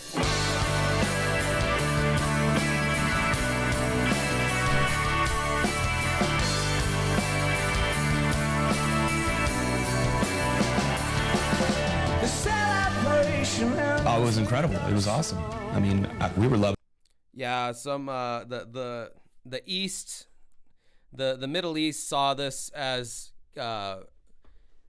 maximum Western decadence, and it was this show that they were just like, all right, we weren't gonna do it, but we were kind of teetering. Like, maybe if they saw a Josh Dodus band, then none of that would have happened. They would have just been like, I don't know what the fuck this is, but let's go back home. But they saw this and they're like, no, we cannot have this. Don't ask me what accent that was supposed to be. I have no idea. And it, for sure. I mean, we thought that was definitely going to put us way ahead of everybody else.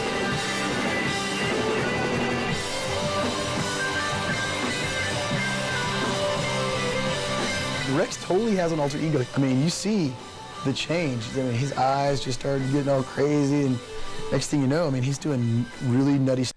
Josh Dodus has had cancer since 1997, but much like Magic Johnson with HIV, the cancer just never did anything. Like, he still has it to this day, and he's like studied like Ellie from Last of Us or some mutant off of X-Men. Like, it just never metastasizes. It just stays in his bald head. That's one fun fact that most people didn't know about Josh Dodus. But it's awesome because he's a great performer. He's a dangerous man.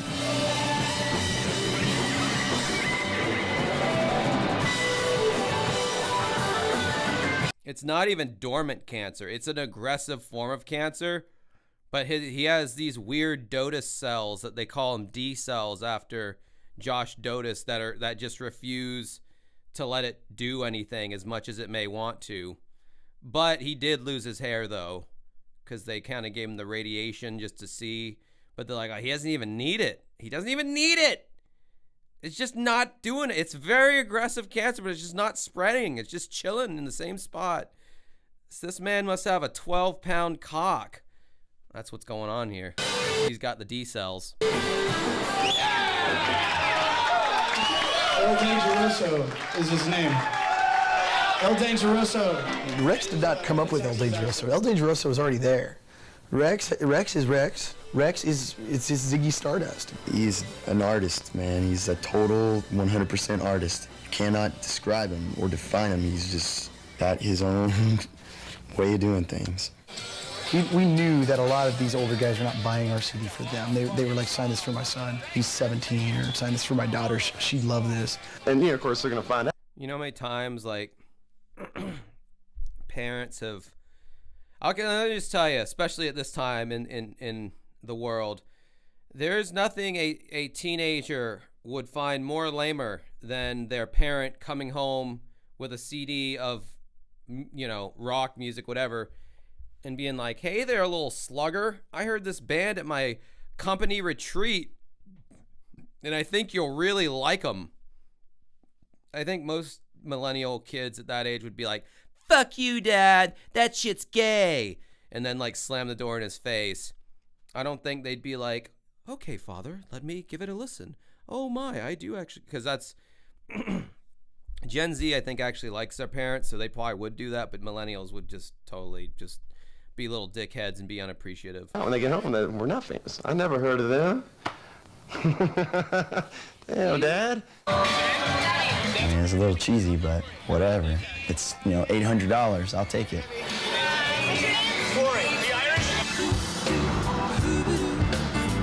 Freezing out here, man. Let me see this anything that cover, because I suggested $7 or whatever.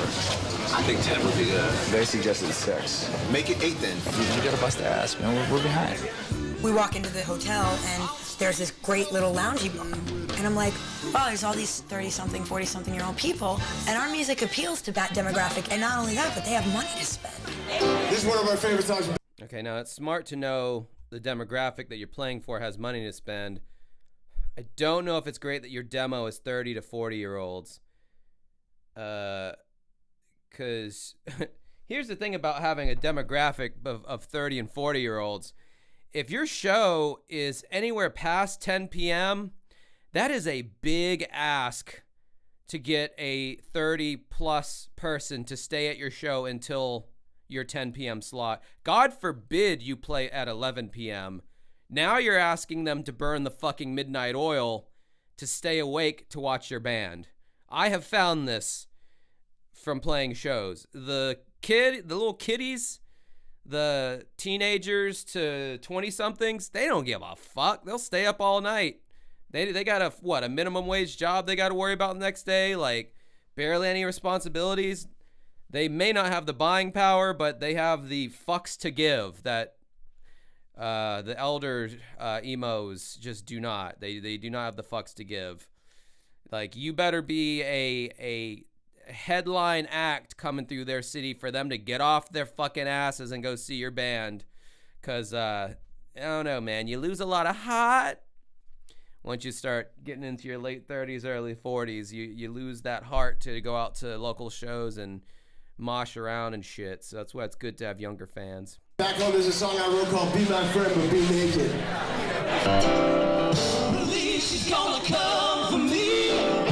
Oh, there's so much Dotus in that, bro. That is exactly what I would expect to hear. Just some funky, stinky white guy piano just singing about some girl who let him nut inside her for God knows what reason. This is exactly what I would expect to hear coming from this dude.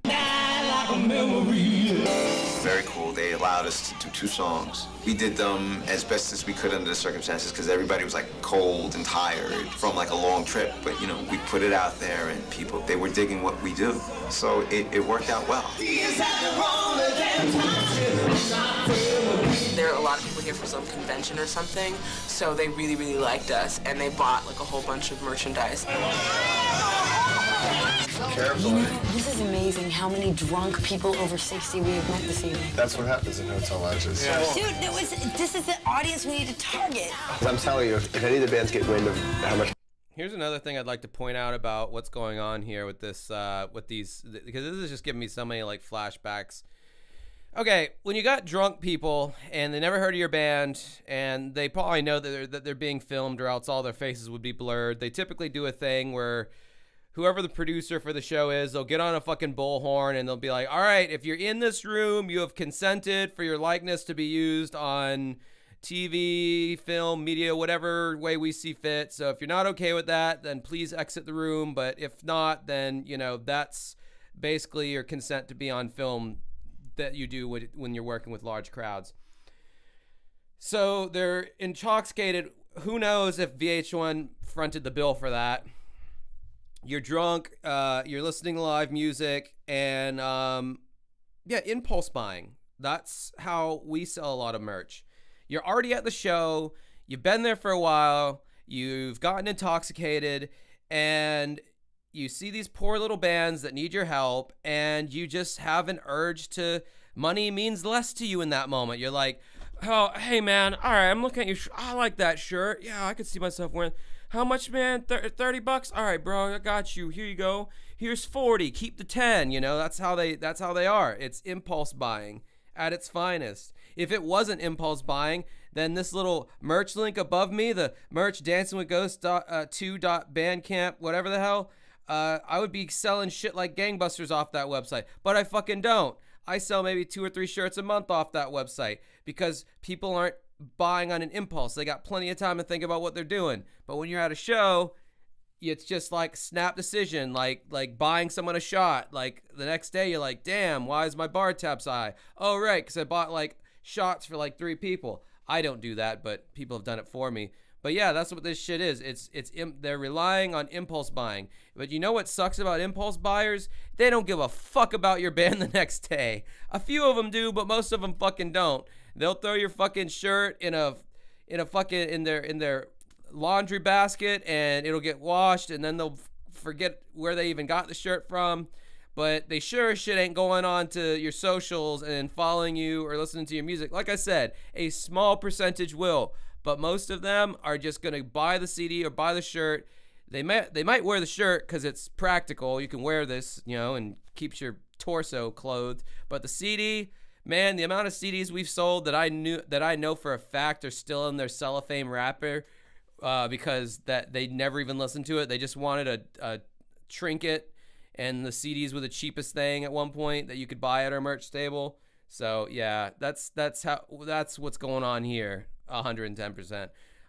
I will say, if I could go back in time and buy one of these Josh Dodes Band CDs, I would treasure it and do a review of it on my YouTube channel. Money we made doing this kind of thing, like, everyone's going to want to do it. I mean, no one's even going to think of it, trust me. No matter how good we did, don't show any excitement to the other bands or let them on to any of this. Of course not. Just say we just went out and passed the flyers.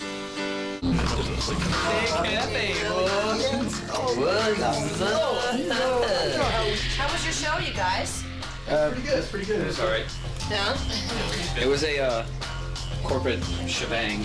Oh, wow. Did you guys sell CDs? I feel that Liquor Stick, when it gets to the desperation of the competition, you know, they really, really want to win. They act like they don't want to win, but you can tell they really want to win. Did you really just sell 100 CDs, honest? Yeah. Wow. Look at him. He's trying to be all cool, but he's all like... Thanks for including us in your little show downstairs as a joint effort, as we're in town as a joint effort thing here. Y'all are already above us like $800. You want to play that game? Fine with me. Oh, come on. Have fun. And Harlow's pretty pissed off. They were mad, man. They were mad because they thought that they should have been in on it. So I think they just got a little bit jealous because we got a head start. I'm not mad. man. There was resentment in my band. Flicker Stick are pretty far ahead because they had that convention thing. We need some luck. The manager at the bar mentioned to us that there was a cool bar that we should check out. We might be able to promote our show at, called Bar 11. So we decided to come over here and play a set. People are not going to dig it, and it's blistering loud. They want to sit here, have a conversation, and drink, and enjoy music. They don't want to have to dance around and rock out. That's the type of bar. I vote acoustic. Why did I just say that? I didn't mean to lose you. And I had no intention of. Sounds like the dude from Bare Naked Ladies. Here's the kicker. Now we're going to go to Metropole. We're going to do another acoustic set. And so and I think it's going to sound better. Apparently it's packed and all the people there are rich. Yeah, so All we're right. going to sell twice as many CDs.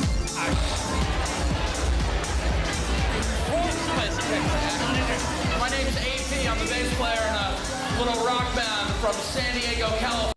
This comes across to me as like an EDM or techno, as they would have called it back then, like a techno establishment. They ain't trying to hear rock music at this place. I don't know. Well, let's see what happens, kids. California called Soul Cracker. I want to invite each and every one of you guys to come out to our show Sunday night. They're just promoting the show. They're not actually. I wonder how many people who are like high on Molly there and just trying to like dance to techno music are like even fucking with like whatever this random jabroni's saying on the microphone over the speakers. Like I'm not trying to knock all their efforts on promoting, but I'm just like, I just kind of know, especially being a karaoke DJ and an event DJ for like over 10 years, I know when people are and are not paying attention, and in those moments when they're like dancing and tripping and shit, they're not trying to listen to, hey, do you want to come see this rock band you never heard of tomorrow or whatever? Like, yeah, they're probably not going to get any people from that, even though it was a room full of people. Renee from Rosebud and Metropole invited us back to play the VIP room of the Metropole. I thought the acoustic set in the VIP room at the Metropole was pretty bad. As soon as they turned off the techno and we started playing acoustically, everybody left. I fucking knew I wasn't. Motherfucker, Gen Z kids be gaslighting me all the time. Anytime I refer to EDM as techno, like, actually, techno is its own fucking blah, blah, blah, it's called EDM. No. Nobody fucking called it EDM back in the fucking 2000s. I will die on that hill. It was fucking called techno. Anytime you went to a CD store, there was rock, hip-hop, R&B, country, metal, techno. EDM was a rebrand in the early 2010s for some fucking reason. It was a fucking genre rebrand. I don't know why they did it, but everything now is called fucking EDM. But back in the day, I'm telling you, it's called fucking techno. I think our time could have been used a little bit more wisely. Are you ready to run? Everyone at the VIP lounge was way too drunk to be approached. I mean, they're just lit, everyone I talked to. So that was pretty frustrating. It really sucks that we're barely ahead of Flicker Stick. I think if Flicker Stick wasn't on the bill with Harlow, we'd move up on them by about $500 in this town. We're gonna outpromote them. We're gonna outplay. That's a good point, Daisy. Nobody fucking called it Molly either. They called it Ecstasy or E or X or whatever. Or, you know, you want to roll this weekend? Like that's you know, got any beans? You know, whatever. They didn't. Molly is also a 2010s rebrand. Anyway. We're gonna sell more merch than them. I think we're gonna beat them. Shmaine, sweetie darling, let's go. We didn't think that we should go out together because you cover more ground.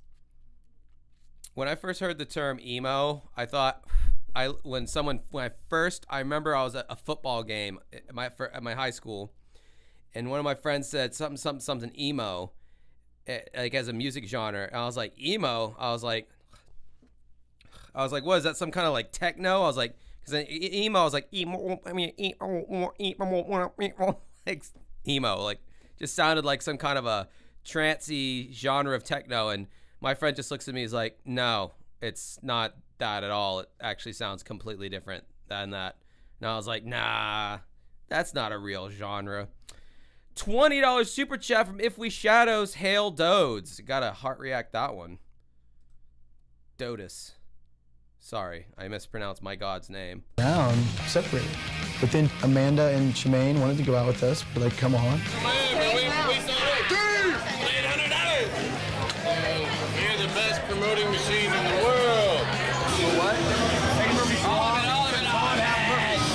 Bro, I hope the chicks from Harlow get banged by Flickercock. I think hanging out with them the first night we got here was a mistake. That didn't allow us to do what we needed to do as far as promoting the show, because one of them got drunk and needed to come home, and we were all doing our thing. We were, you know, rolling. You got her too drunk. What's wrong with you? Dude, I had like 7. Dude, if we did 180, I mean, if we did 18 and that's it tonight. No, we did 18 before we went there. Hey, y'all gonna smoke? Make sure the door's shut. My God, you... I gotta be a dick because it's past 1:45. I gotta be a dick now. It's time to be a dick. Is it dick 30 already? It's dick 30. It's dick 30. That's great, dude. That's great. Dick 30. It's dick 30. Man, I ain't been a dick in like 45 minutes. Prick 30. Who the fuck sits in a hallway drinking and smoking and being loud? They're the dicks. Come, run. Tight close. I really don't want to go out and flirt with 50 ass. You are a queen, descendant of queens.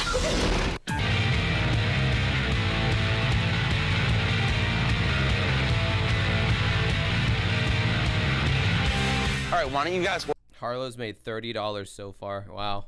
work that downtown angle. We're gonna work the college angle, and then like a couple of hours we'll pay. Why does it sound like he has a dick in his mouth? We're gonna work a college angle, cause we just like hot young cock. Each other. Sounds like okay. I bet. Sweet, dude. Josh Dodes, what are you doing? Rock and roll! That's a fucking ukulele. You could have played that. But I get like mad good energy from this town compared to the last one. Because when you're as down as we were, there's no place to go but up. Oh yeah. True that, true that. Josh Dodes wanted to show the other people in his band that he had even just like a small hint of testosterone by smashing a ukulele. One of the ideas that I had thought of was getting in touch with the Alumni Association from our colleges. You know, I went to Yale, and it's a huge school, so it's got, you know, far-flung alumni. These guys are getting one of their flatbed trucks. We're gonna ride around town on the back of it tonight, playing on the strip. So they organized a flatbed truck so that we can play on a busy street at night. You guys rock our party world. And now it's back around. I guarantee you we're not leaving here till the damn beeper rings. We're about to get that page. We're sitting in the bar, and the opportunity comes through. It's what is the official beer of Pittsburgh Steelers, and I knew it was Iron City, and it froze for some reason, didn't go to the bar. Oh, it's a thing. We have to go downstairs to the bar and finish a pint of beer. I bet those guys down there already in the bar. We have to read the rest of their comments. Finish a pitcher of beer? Bro, just hand me the fucking pitcher over. I will win that for us with the quickness. Though I may only drink Mick Ultras on the stream, I can drink heavier beers if need be. Come, run. Take it. I'll call you if I get the answer. All right. And those guys are in the bar, too. Flicker stick. This is totally slanted. Damn, flicker stick. They're always in a bar. I go over there, and Harlow's rounding the corner. I need one Iron City beer, please. Please hurry, please hurry. Go, Rick, go, go, go, go, go, go. What's the official beer of the Pittsburgh Steelers? Icy Light. We asked for it first, and they gave it to them first. Thanks a lot, we asked first. Yeah, they're playing like some old school Sum 41 in the background. It's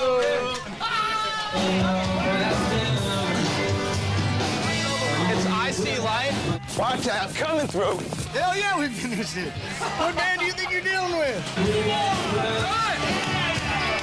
How did you know Iron Orange City, dude. Hey, Jenny Jones, no thank you. Drink a beer at a bar. Look at on that one. Where's beer and music? What else is there? And Flicker Stick come over and they're like, hey, we need to, right? And she serves them first and left us standing at the bar. We kind of thought they were a little bit more laid back, and they took our beer. They drank our beer. What sucks about this, though, is that Flicker Stick was in third place. What is it? What's the win? What do they win? Just the bunny? I don't know. I think you just get the money. So finally, your superior drinking ability has won you something. Yes. You won Pittsburgh's bonus opportunity. Tomorrow morning, you're going to pick up a houseboat that's going to take you to Three Rivers Stadium, where you'll set up your equipment on the boat and play as thousands of tailgaters arrive for the Steelers-Eagles game. Oh. And snipers shoot at you with rubber bullets. That's what we didn't tell you. See, that would be my show, is if they did that. That would be more entertaining. Like, they're trying to play and dodge like rubber bullets from snipers the whole time, just knocking the fuck out of some of them in the band. They start falling down one by one, or maybe they're real bullets. I don't know. How dark are we getting? That's something Japan would do, I think. Right on. Not only do you get $150. Yeah, the boat slowly sinks, but they don't tell the band that. That's. And then they just do it for the lulz, just to fuck with them. Like, they don't even win anything extra for it. See, this is my third beer's kicking in here, so I'm getting a little looser. But the chance to promote in front of thousands and thousands of fans. Speaking of which, I'm gonna go piss. So enjoy this. Three Rivers Stadium. It's a great opportunity for people to hear your name and find out where you're playing. And this may be our folks. Rock and roll. What's up, baby? Okay, now listen. We can't let the other band see this, so you're gonna have to follow me up to the back parking lot. Got it. This is our big ploy to win this whole thing. What we're gonna do is we're gonna try to get the hell out onto South Street on the back of a flatbed truck, risk life, limb, and frostbite to see whether we can even start playing, let alone get a crowd up. I'm not sure whether we'll be shut down or what'll happen. You guys rock. We're taking these guys on our world tour when we get signed. Free concert on 18th Street. Keep walking, people. 18th Street concert. We get there, and it's cold, and it's a small parking lot, but there are people there. We basically ended up getting set up as fast as we could and hitting as fast as we could.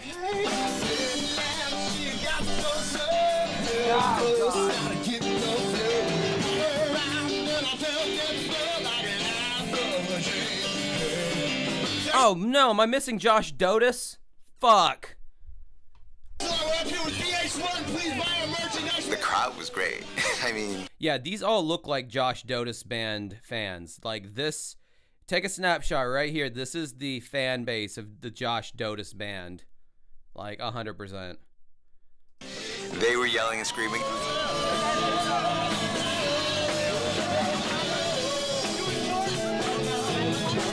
And I kind of lied to the police. I told the guy that the person who is the main guy in charge wasn't with us, but that he had a pager and that I was going to go and page him. So what I did was I just ran around the block, which allowed them to play another like 2.5 songs or something like that. Keep going, keep going.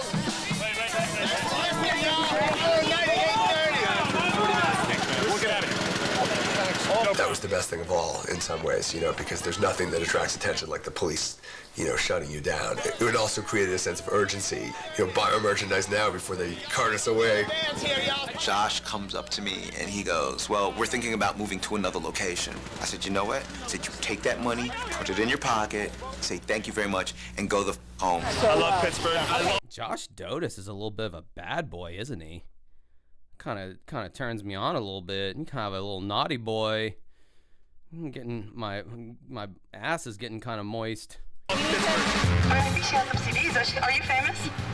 Oh, she has an English accent. She must be. Would you like to buy a CD? The nature of rock generally is that it's sexual. I don't want that to be like the main thing that my band is, especially because we're women. I think you have to be really careful of that. Basically like rock survivor, you know? Rock, you're gonna have an island of Spice Girls? Exactly. I think the other bands feel like maybe we have an advantage because we're girls, but I think it may be a slight disadvantage. You need tight clothes. I really don't want to go out and flirt with 50 ask, you know, but I still have to talk to them, and I still have. I can tell you, us having a female front lady, whatever you want to call it,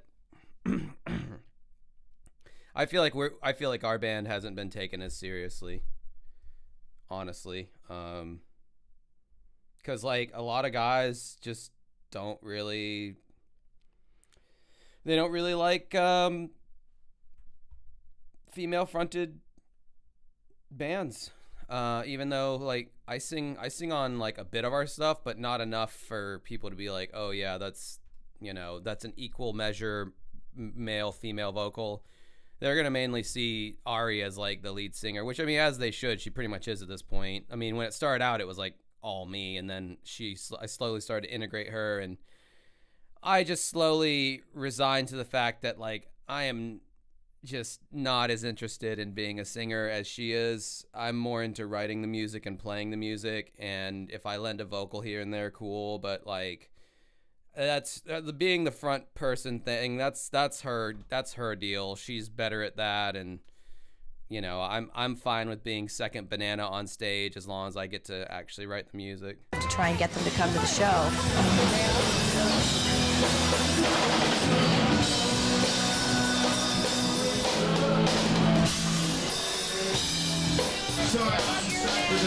Absolutely. We have an announcement. There are boobies. Let's hear it for boobies. Oh my God, is that how they're bringing it up? Let's hear it for boobies. Make this short and sweet. Ladies and gentlemen, please come to the Metropole tomorrow night. All we can do is shamelessly plug ourselves. Man, that Woodstock 99 highly misogynistic attitude was in full force back in 2001, boy. I don't necessarily love that aspect of the late 90s, early 2000s, that frat boy rapey energy in the air. I was never a fan of that. Very caveman-esque, if you ask me. The morale of the band was really lowered because of the way we were treated, and I think that we felt kind of dirty and ugly. The only strategy we seem to be having is to go to a bar and meet girls and give them flyers. Wait, did I just see in the chat? I saw something today wondering if you would check it out. It's Pat and Mike Matai podcast episode the two did. Josh and Mike Matai. Sorry, Mike Matai. I just called him the wrong name. Mike Matai and Pat did a fucking song together. Huh. We were hanging out in the bars, That's what we do. We're good talkers. That seems to be the only strategy. And then this girl walks up and I'm like, oh my God, that girl's amazingly gorgeous. There's a female vocal part on like song number. Yeah, she is pretty fucking hot. I will agree with that. 4. And it's very easy, it's repetitive, same thing. And just learn it and then come sing it. I heard someone say that she could sing, and so I was like, all right, there it is right there. Come to our show, you can sing at our show. She's gonna come sing Coach.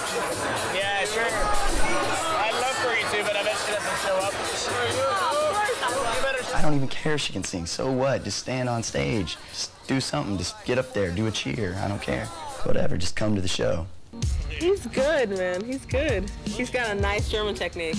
All right, when we finished playing the gig and it was kind of last call at the bar or whatever. Whoa, should we be watching this on VH1 right now? What's about to happen? This looks like the beginning of like a 90s porno. I've seen all decades of porno, so I can tell you like what decade any porno you show me is from. When we left, this guy gave me a massage. Oh my God, I'm gonna sleep right now. Oh, he's black. He's cucking the black guy. What a role reversal. That you don't see that ever. Crazy. Maya, you're a whore. But I just got the best massage from Steve. He totally hooked it up. Bro, that is the face of a cucked man. Poor bastard. He's in the cuck chair. And once again, the chat, we get Dota Swant slaves. Fuck. See, you don't understand. Don't disrespect a black woman. Oh, shit. Don't disrespect a black woman. Oh, damn. He's keeping it fucking real, dude. All right, where is this going to go? Let's find out. massages her, no big deal. But then he tells her to turn over, and he put his hand on her ass. That pissed me off. I know, but she ain't pissed off about I'm it. letting you know where I stand with that. I'm hearing you, but I'm not agreeing. So just hear me. You aren't black, you don't understand. You don't disrespect the black woman. I don't think he did. Stop it. I was just like, why explain that? I mean, I didn't see stuff that he's seen. He disrespected her. I would say like anything else at this point, we should say. Damn. Things got a little heated there in the lobby. I mean, yeah, good on him for, honestly, you know, like, I mean, I wouldn't bring the whole fucking race thing into it. I'd just say don't disrespect the woman in general, regardless of what color she was. I mean, massaging is one thing, but when you grab her ass, it's like, yeah, no, she didn't say you could do, that's not what's entailed in a normal massage. And yeah, that was the kind of, I mean, it's, who we kidding? It still happens to this very day, but yeah, back at that time, again, Woodstock 99 era, these things were very much more acceptable, and there wasn't a social media network you could like ruin someone's life with if they did do that. It was just like, oh, sorry, let me disappear into the shadows. You'll never see me again. And it's like, well, what you gonna do? Simply just refuse to like get. Yeah, I don't know why he brought the racial thing into it. That was kind of weird, but I mean, you know, stand up for your bandmate and for like against misogyny and all that, like that's cool, but like I don't know why you're making it like racial. So if it was a white girl, if your bandmate was white and her ass got grabbed, like that's all right. I don't really understand that logic, but hey, he was the only one who said anything. But it was his was it the indignation? Was it radical indignation? The righteous indignation that it was a black woman that made him say something. Anyway, who gives a fuck? This show's like 50 years old. I didn't even get into anything. I don't mean you. See, I didn't feel him touch my ass. Well, he touched your ass. All right? And when you were turned over, when your shirt was raised up, he had no business touching your bare skin. There are definitely ways in which things are becoming more frayed. Look, I wasn't put up with anybody. You have to understand that as a black woman, you are a queen, descendant of queens. Oh my God, how much have you been drinking? Can I have some of that? What's funny is the things that the shit he's saying right now is like, I hear these same kind of points being made like in 2025 when it comes to this kind of shit. So, I mean, you know, some people be feeling like, I don't know. I just kind of feel like it's kind of more of like a human being thing, but I don't know. Maybe this guy got a little bit of a superiority or inferiority complex, so he feels the need to be like, we are royalty compared to you white ass motherfuckers. Touch the white bitch's ass all you want. That's fine. That's cold. Daryl! I'm not even gonna answer that. I know he's being totally serious, but sometimes I think it's really, really funny because he sounds like Jesse Jackson, but talking about like band members. Exactly. The black chick gets it. It's like, bruh, if the massage guy did do that, that sucks and that's shitty and it should be called out. But like, turn it into this like fucking Jesse Jackson, Al Sharpton moment. Like, what the fuck? Anyway, I don't know. I thought this guy was a little bit more like cooler heads prevail kind of guy than that. Anyway. You don't understand our history. You don't understand what we've been through. Dude, I am an absolute. You know what the best way to educate someone is to explain to them that you don't know our history, you don't know what we've been through, you are separate, you are different. You will never truly belong to our culture. So, fuck you. That's the best way to educate someone when it comes to racial issues. Man, that guy should do a fucking TED Talk on racial unity, because, like, let me tell you, that's a great talking point. You know, I'm not trying to get into this whole thing here, but I mean, yeah, go talk to the Irish that couldn't get hired because the same sign that says no blacks also said no Irishmen, no Italians. I mean, I'm not saying that they had it any better or anything like that, or no. I mean, eventually they I mean, Native Americans were the most fucked over. Okay, first of all, if you want to establish a hierarchy of people who are fucked over, and that's as far as I'm going to dip my toe into that, because you literally can't even talk about this shit without people's emotions flying and clips getting clipped and all that. So anyway, $10 from Gagzuki, Turtle Man, Master of Disguise equals Dotus. Abso-fucking-lutely. God, burping on the mic like RGT85. Yeah, he just lost his shell. That's all he's missing. Positive love with her. Oh, that's a deep cut right there, Josh. I heard your smoke detector chirp. Damn. Oh, God. Bill Clinton. I swear to God. 2001, he's still crying. Damn, that's a long time to cry. I hate alarm clocks. They are not my friends. Grace, get on the machine, dude. Call Dan. What? See if we can forfeit the gig and keep the 150. It's 38 degrees outside, fool. Bling, bling, my dog. Do it. Not only can I not play in this kind of conditions, but that shit ain't gonna... Y'all want to cancel it? Y'all cancel it. Getting up at 7:30, 8 o'clock in the morning is not big on the Flicker Stick list of things to do. Going out in the cold weather is not really cool for us either. It's not even a vote. We ain't doing it. We'll just do... How many times in your life are you going to get to play on a beautiful boat like this? Hopefully, never. I need somebody to shoot me. That's what I need. Y'all got a gun back there somewhere? And we're supposed to have a full-on PA and a generator. It was great in theory. Like, the opportunity of the bonus of playing on a boat, I mean, we totally wanted to do it. We just don't want to do anything that has potential of, like, really sounding bad. It would have taken a lot of work. Dude, you can't mic that. The other guys really didn't want to do it. I think they were just basically being slack-offs. Dude, man, let's just set up the PA with a couple of mics, man, and just talk on the mics. We are very. No, I mean, I get it. I would be looking at that situation, and it's like, bro, you made it sound like it was some big-ass pontoon boat with, like, all this space for a band to set up, and it's like some little fucking schooner that's got, like, some patio chairs and a table with, like, no room for a band to play whatsoever. Like, that is so fucking stale. Username, $5 super chat. I have acquired the Linkar movie. How would you like me to send it to you?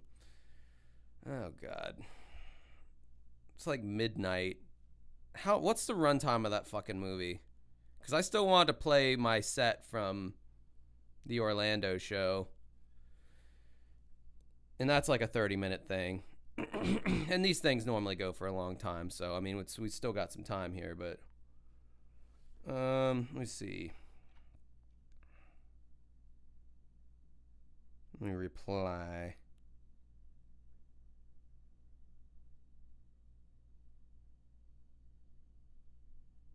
I was kind of wanting the Linkar movie to be like its own live stream, honestly. I didn't want to like pack it into the AVGN thing. So, I mean, you can send it to me, but I may not I may not play it on this stream because like I really did want to kind of like have that be its own stream, and it's already midnight on the East Coast, so if I start a separate stream, I think my numbers would get all skewed. Yeah, I know everyone can. Yeah, JoshCannon01 at yahoo.com is on my YouTube page. Like, if you want to email me, it's not a secret email.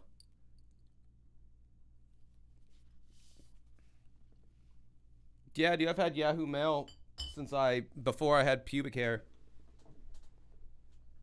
And though you may not have asked for that detail, guess who now knows that detail? I don't know why people like think having a Yahoo Mail account is like so lol worthy, but it's like, I don't know, people can like send me messages electronically and it works. Cool. That's kind of all I really need email for.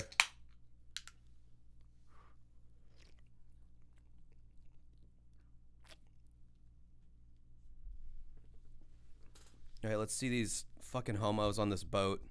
Hey, way to go, Craig. I changed my vote for that. We'll play our CD. We'll play our CD. That's exactly what we're going to play. We'll do it like a monkey style, dude, with our guitar. Hey, what they say, I want to play an instrument that I guess we'll start with lift, violin. I want to do drums. We were actually talking about setting up just like a kick drum and hanging on to guitars and no amplifiers or anything like that, and playing the CD through the PA and jumping around like we were playing. Seriously, it's going to be Jackass Central. I think there's a fine line between jackass and genius, dude. It's comedy, dude.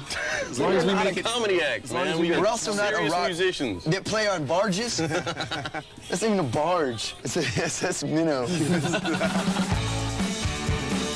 Any other band in this show that would not play? Man, you know what? We ain't gonna play. We're just gonna play our CD. We're gonna push play on the CD. There's no way these motherfuckers didn't continue to keep drinking when they woke up. Like, nobody spends a night of drinking and then has this kind of energy at like 9:30 a.m. unless you just kept drinking when you woke up. On a second. They gave me applesauce today. Our slackers. This is genius. Hey, we're playing, dude. We are playing. They never said we had to actually play our instruments. Stay on! We're gonna get a fight. No, look at their boat. Rock the boat. Come on, rock it. Oh, yeah, here we go.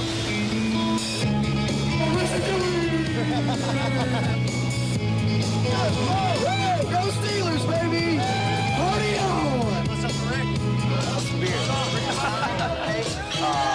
I'd love a beer. Can I have a beer?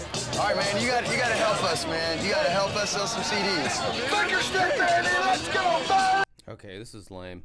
All right, we're gonna watch my band's set now from last week in Orlandno. I'm gonna make a little note of when I stop this in case I want to resume it. But that's what's fitting to happen right now. Cause I want to smell some of my own farts.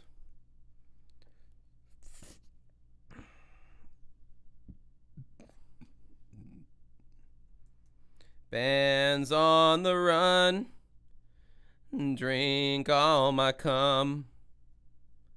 Josh Dodes Band, he's gonna shove his hand up my daddy's butt because he is a slut.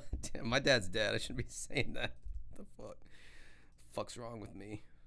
What's wrong with me? All right, here we go.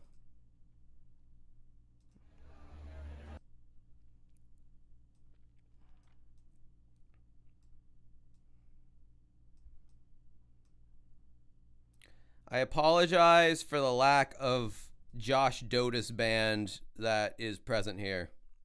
I really do apologize. I'm thinking about making this full screen just so you can get the full experience, and then I'll just like talk over it or something, I guess. Again, I'm sorry this isn't Josh Dodes Band. Oh, yeah, one note that I wanted to make about this that I made earlier. Even though Orlandno isn't even like super far away from Jacksonville, you can tell this is an out-of-town crowd by their fucking energy, their lack thereof of energy. Like, sometimes they move around as shit, but like these people were there for the local bands who are big in their own right. So like, we are an out-of-town band, so we did not get the love during this set that we would during a show if it were in Jacksonville. So just keep that in mind.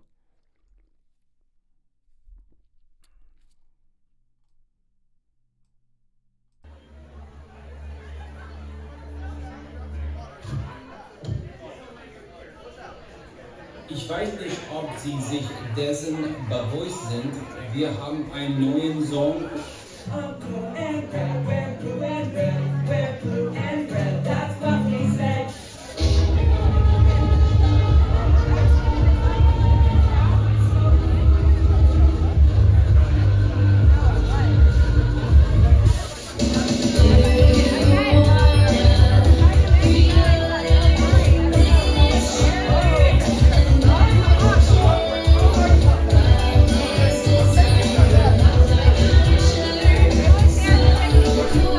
Yeah.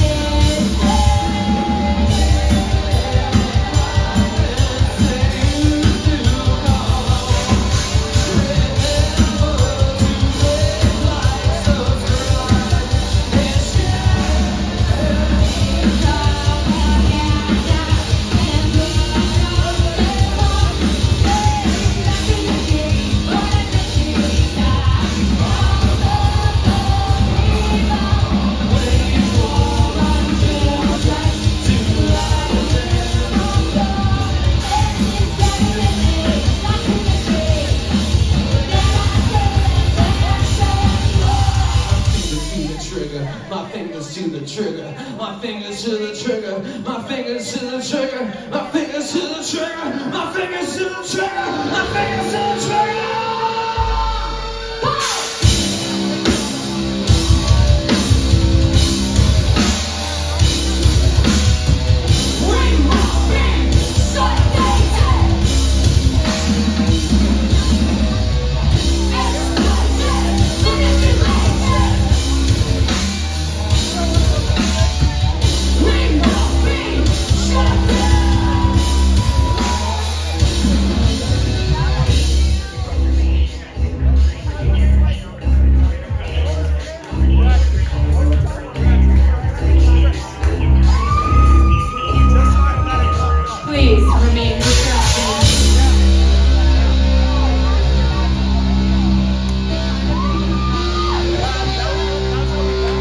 Wow, what a great band! We wrote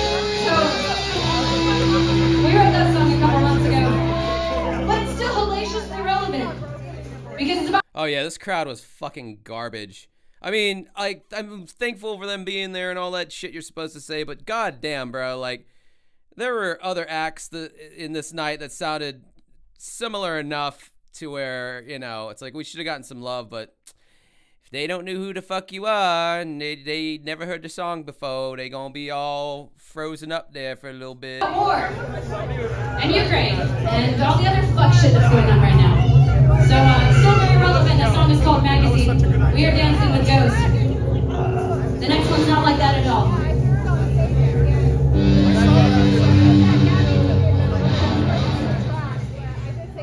This one's called Happy Murder Electric. There's a theme.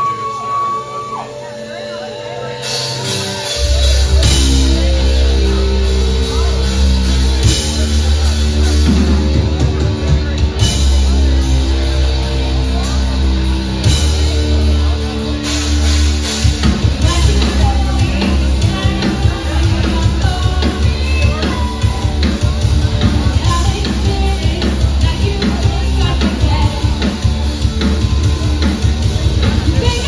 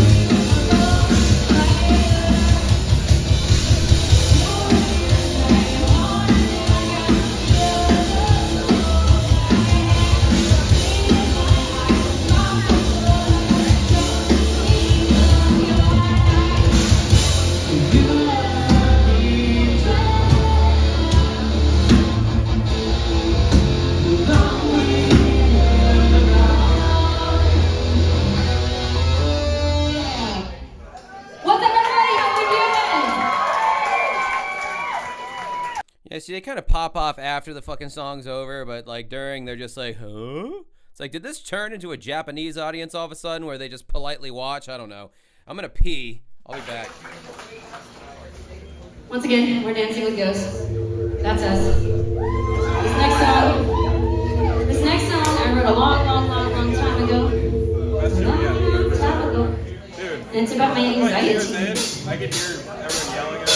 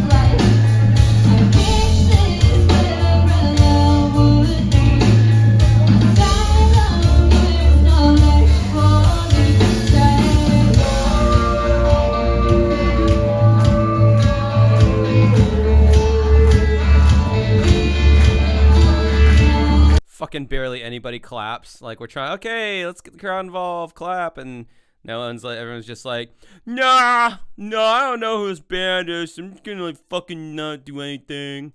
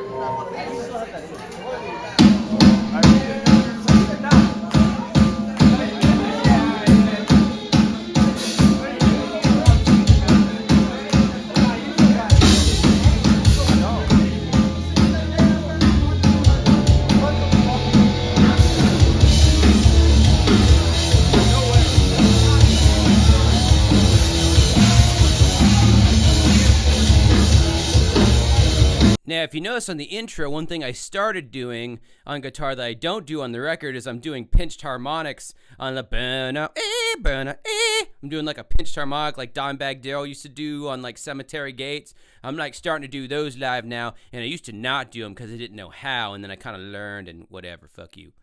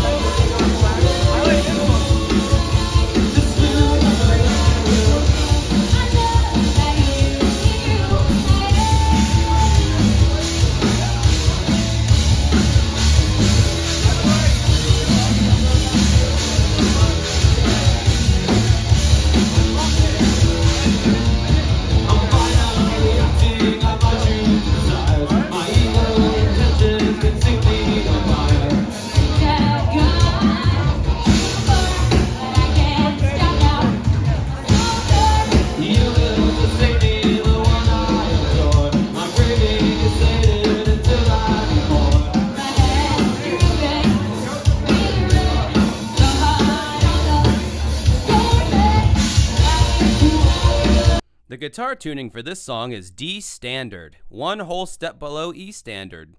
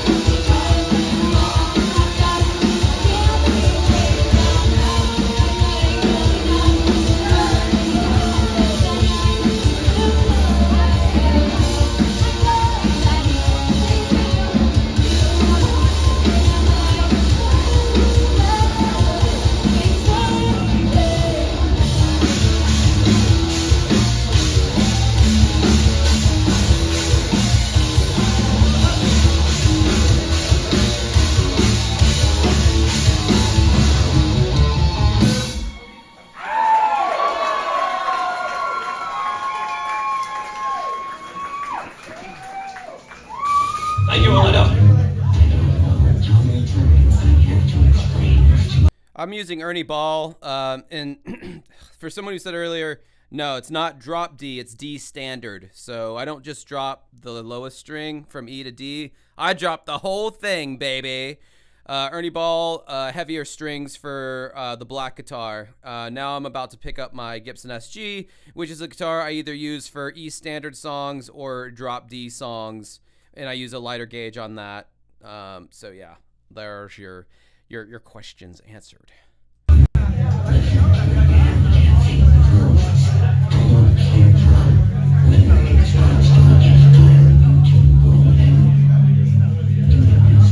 Oh yeah, Daisy showed up to this one as I posted in the Discord, and yeah, she's cool as fuck. We had fun.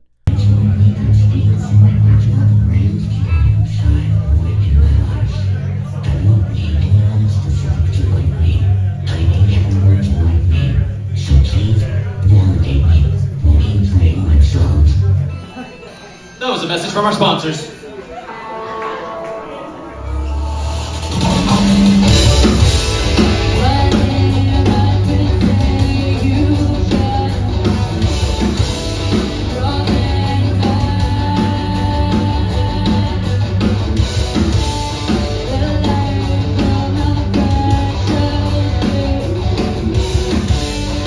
I will say we did have the best crowd of the night, honestly. Like, the crowds after this and before, I think we were only the second of 4 bands, and we did have the best crowd. If that tells you anything at all, I don't know if it does.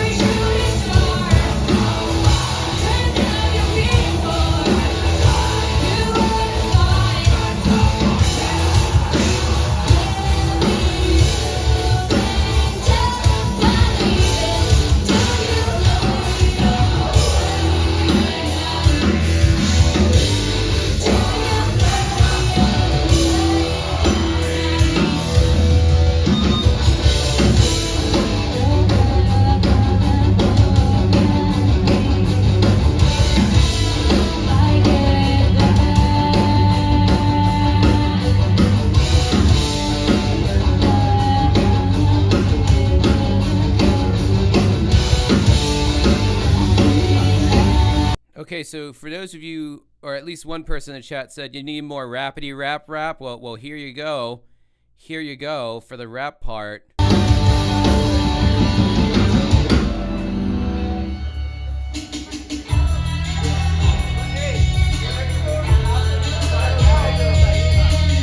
if I told you that I'm fucking terrified? Heartless crystal lady, you're the fire that burns behind. I gave you a hammer, but I'm still made of glass. Words are burning alive, but my mouth's filled with ash, holding it back. But I feel like I'm seeing through. I set myself on fire, but I can't lose you.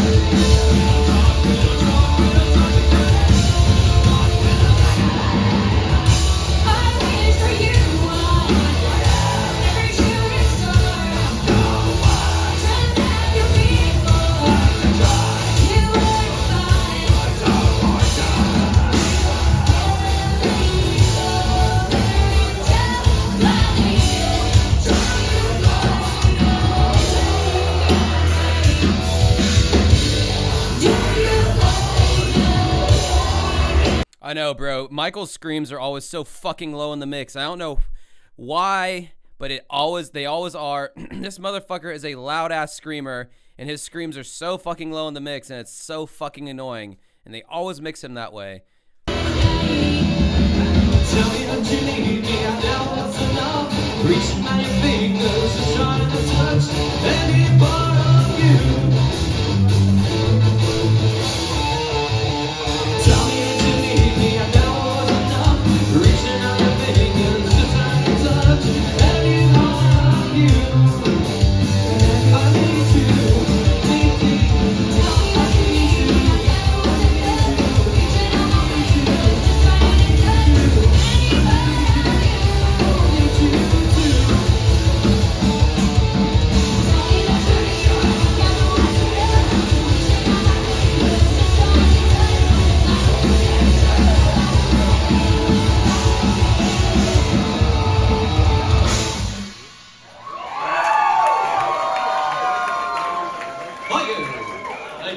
That was one of our newer ones. That was 7 Years of Broken Mirrors. We've got 2 more songs for you guys. Is that cool? All right, I know you want to say about your energy. For the legitimates, I get it. I wrote this song when I was mad, and I'm not sorry. Because some people have the fucking audacity!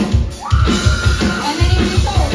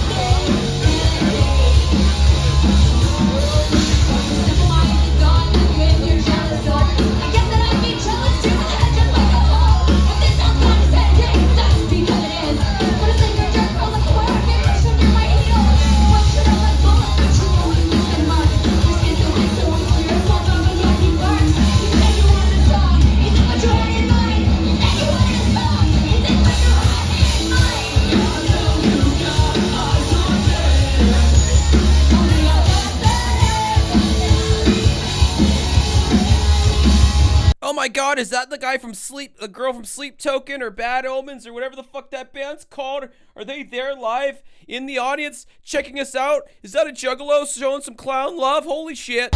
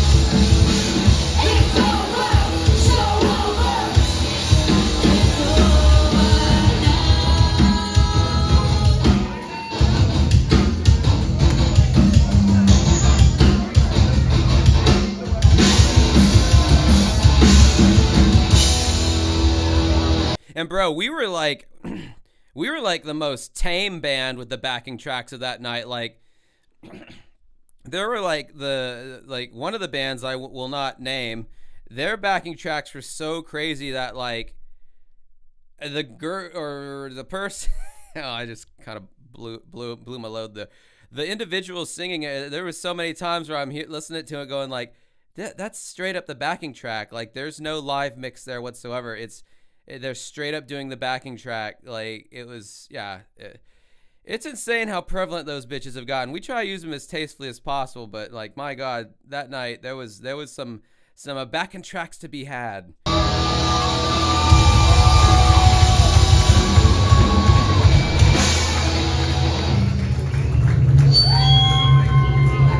Thanks, kids. We're moving on to our very last song. It's one I wrote a while ago, but it's kind of about stalking, but the last song was also kind of about stalking, because sometimes, you know, you write something and you gotta do it twice. This one's called I Like You, and I don't.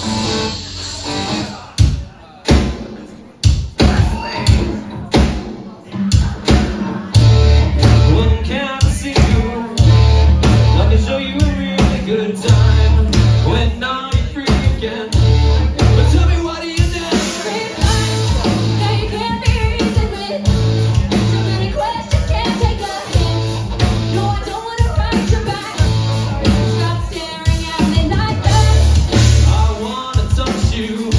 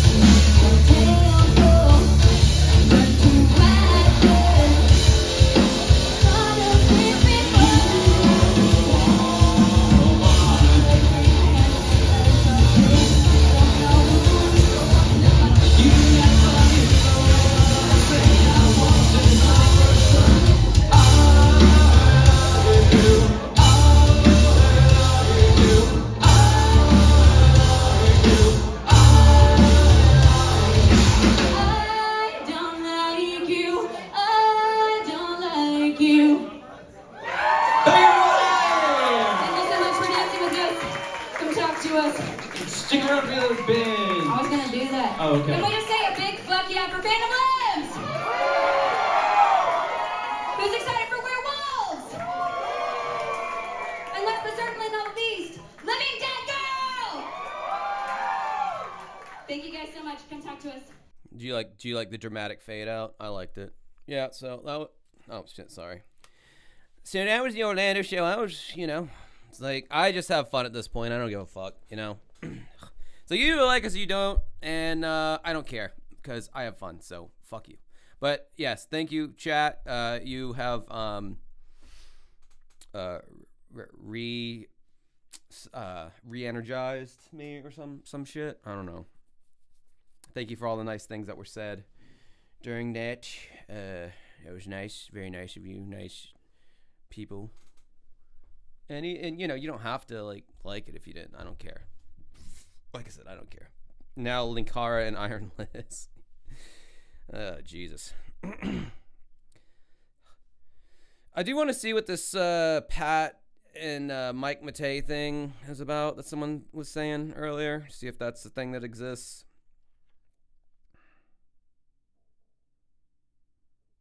Oh my God, I'm just looking at a thumbnail of the new CU podcast, and dude, Ian is looking more fucking blown out every single time they do a new podcast. Like, he looks like someone's drunk, jolly, fat uncle who is easily in there pushing 50, and he's not.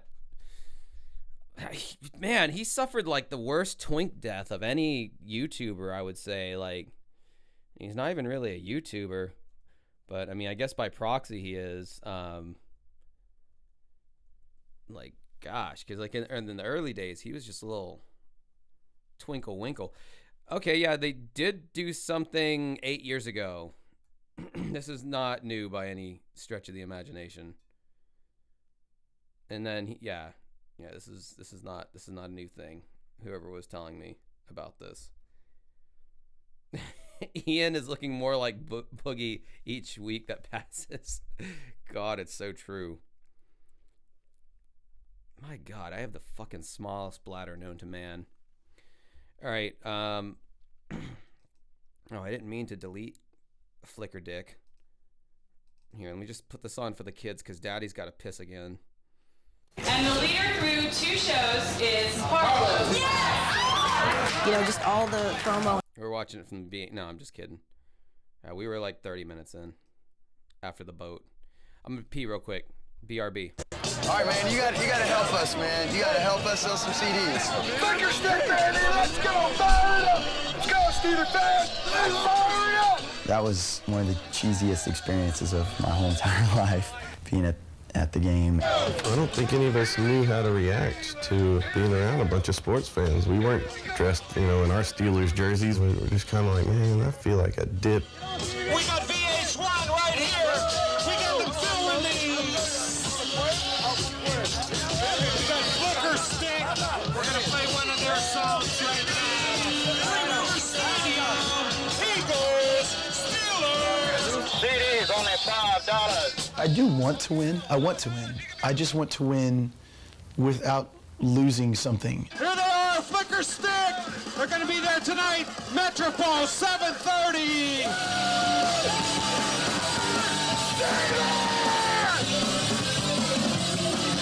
These people were never going to go to our show. No way. They were going to be drunk and in bed by 7 o'clock. The only hope we had was sell CDs. These people had an agenda, and their agenda was Pittsburgh Steelers.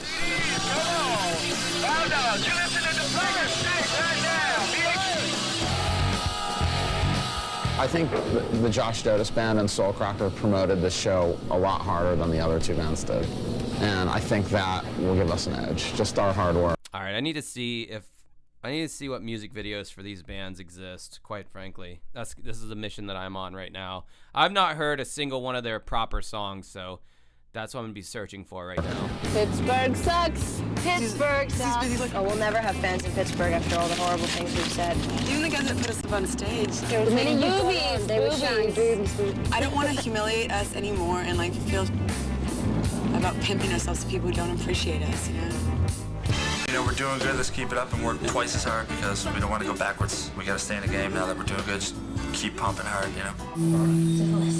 We're gonna go on around 9:30 and play for like an hour, and then Soul Cracker's gonna set up and play for about an hour. If we go on first, we'll get the people to buy the... They have a fucking hour set time? My God.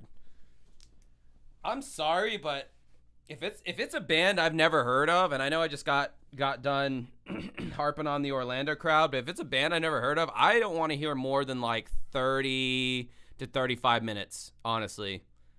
Like, any more than that, that's way too much for a band you've never heard of. That's like kind of punishing, because it's like you're playing me an hour of songs by the same band, mind you. It's not even like it's not like a mixtape where it's like, I've never heard of any of these bands. One of them I'm bound to really like. No, this is the same. So if you don't like, yeah, like my band even, like anytime they're like, oh, play for 45 minutes, I'm always like, I mean, we can easily do that, but like, I just, you know, if someone doesn't really like us at the core, they're going to have 45 minutes of shit they don't want to hear to wade through. I think, you know, leave them wanting more, I think, is key, quite frankly. Unless you get to a point to where you're like, really just fucking people are there just for your ass and they love what you do, then yeah, maybe do an hour. But like, if no one's ever heard of you, I'd say even do like a 25-minute set, 20-minute set. Just play your best 4 songs and then get fuck out. Like, leave them wanting more. Merch first, and then if their money's spent, we already sold all their merch. It's like everybody hears us and they buy all the merchandise, and then they don't have any money to buy Soul Cracker's merchandise. You call it mean, you call it whatever, but it's a tactic, it's a contest. Oh, they finally showed up. No, please don't blare that. All right, hold on. We got a Dodus coming in. It's not an actual music video because, let's face it, they never got to that point, but we got an incoming Dodus song, and it's got the stupidest fucking title that I've heard of in quite a while. Where are they at? Oh, don't tell me it didn't download. What's it saying? Yeah, fucker, download the shit. What are you doing? Oh, maybe I didn't plug it in. Plug it in, plug it in. It's alright to tell me what you think about me. You won't try or...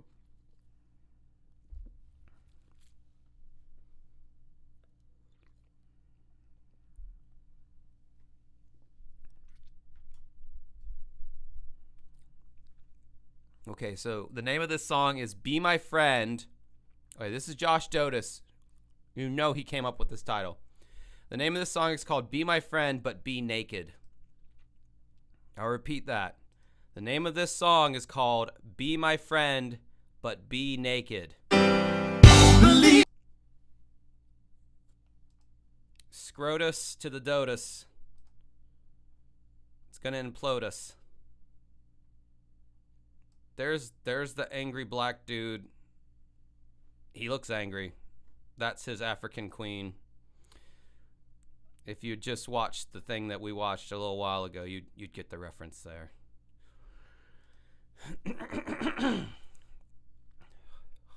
All right, let's see what this shit sounds like. She's gonna come for me late at night like a memory.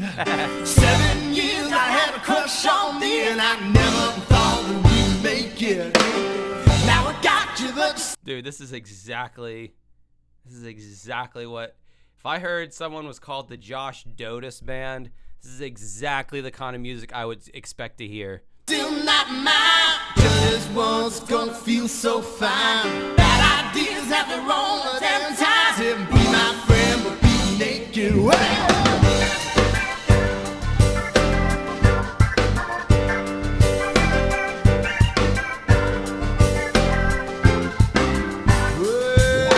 Juliet Casey was a friend of mine. Sweet and sweet, she made me drink my wine. We stayed up to drink my wine. till 8:45 like the way we used to play. Hey, chemicals started getting confused. Caught her right and felt it move like an eye from a jade. So brother, you're the only one that I can talk about this to. You gotta help me. What the hell am I supposed to do except believe she's gonna come for me late at night like a memory. 7 years ahead. This is like Black Crowes. If you're like, the Black Crowes are too edgy of a rock band for me, can you dial the edge down like 3 dials lower? And that's essentially what this is. Crush on me and I never thought that we'd make it. Now I got you, but still not mine. Just as once it's gonna feel so fine. Bad ideas have the wrong damn time. And be my friend, but be naked. Now, these people sound like they have talent, you know, good enough, whatever. If this was like, insert like constipated Gene Simmons, yeah, get out there on the rest time, and then you legitimately have a Corey Feldman song. Like, this is Corey Feldman music, but with like a better singer. It's like, seriously.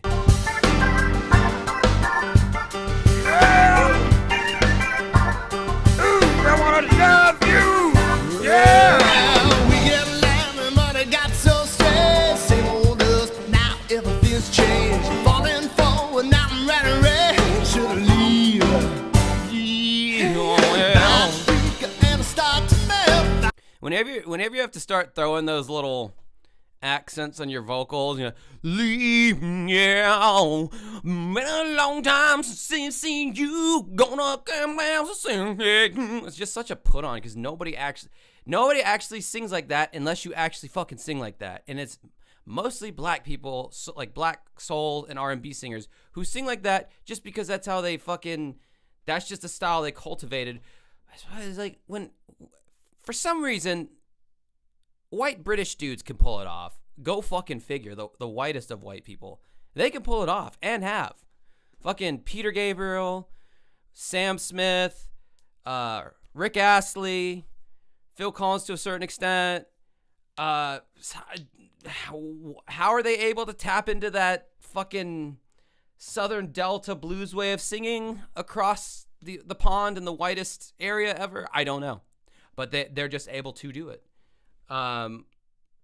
Here in America, not so much when the white guys try to do it. It doesn't sound convincing. It sounds like they're doing a parody of something.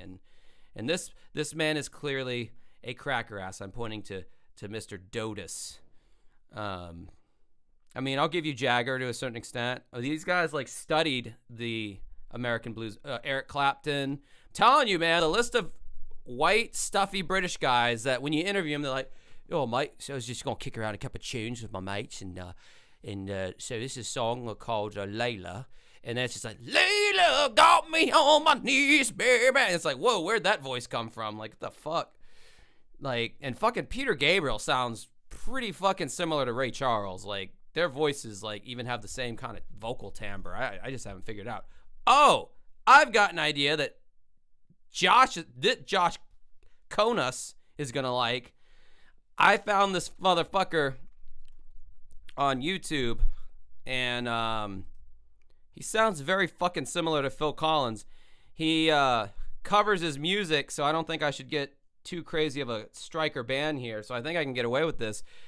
Any Genesis / Phil Collins fans out there, or anyone who just fucks with me in general, will find this quite entertaining. Let me see if I can find this fool. He's just like some fucking generic ass dude in England. I've been thinking about, like, well, bro, if I pay this guy, like, I can get like a Phil Collins style like verse on one of my fucking songs. You guys let me know. You guys let me fucking know. Hold on. Actually, there's another thing I want you to see too that also I should not get a strike for. Let me see here. His name's Martin Levesque. I want to see, like, what is a good. He's got a lot of them. So I was like, there's no one out there that sounds quite like Phil Collins, but this guy gets pretty damn close. I'm just trying to find like a good one to pick. I guess I should just pick a song that everyone knows. Yeah, we'll just do Another Day in Paradise. Fuck it, whatever. Everyone knows that song for the most part. I mean, he does Genesis, though. Like, he does, like, the deep cuts. Like, he does Blood on the Rooftops. He does Squonk. I will say he doesn't quite have the grit of OG Phil Collins, but, man, that the tone is, like, 80% there. That nasally tone that I just kind of thought was exclusive to Mr. Collins. Man, Phil Collins in his like mid-30s though, his voice had like fully matured and was like at its the height of its power. And you could not fuck with that, man. But yeah, let's check out this guy, see what this sounds like. See what the chat thinks. Obviously, I'm a huge fan of Phil and his well, more of Genesis obviously, but his solo stuff, he's got some good solo songs. Good solo songs too.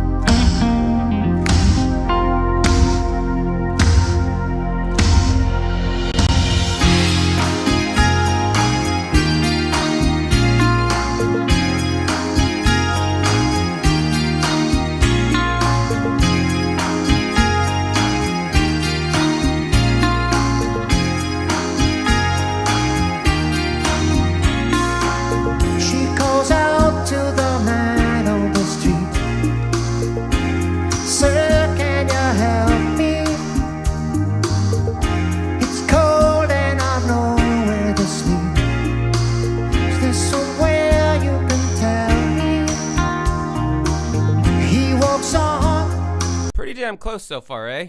Doesn't look back. He pretends he can hear her. Starts to whistle as he crosses the street. Seems embarrassed. And he's bald too. To be there. Oh, think twice. 'Cause it's another day for you and me in paradise.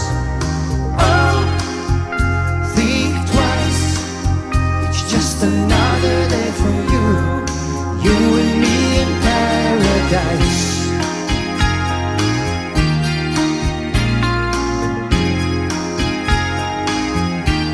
All right, so that's like solo era Phil. Let's see how this guy does on like an OG Genesis song. I'm gonna go with Squonk because I really love that song a lot. That's a more raw Phil Collins vocal. He's like that's like early Phil Collins like yelling like. He perfected the yell, which blew the fuck out of his vocals later on in life, but it sounded cool as fuck when he was in his prime. Let's see how this guy does a more raw Phil Collins vocal.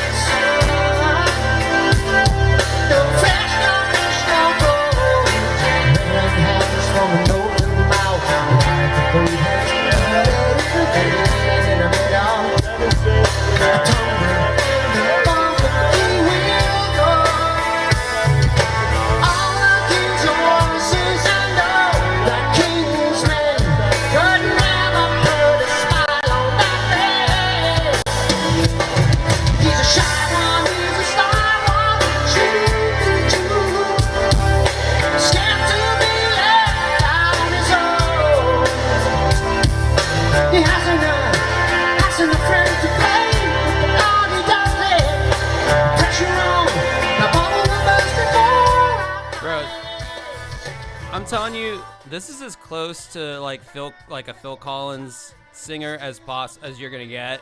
Like honestly, because he's got a very unique like vocal timbre that's like hard to. That's why you don't see a lot of Phil Collins tribute groups because it's hard to find. Like, it's easier to find a Peter Gabriel type singer than it is for Phil Collins. And this guy's about as close as you're gonna get.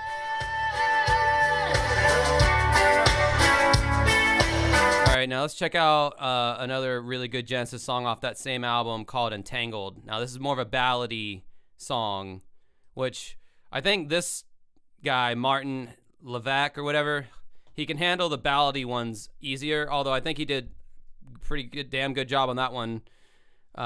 This is probably one of the better songs off this album, especially a chorus.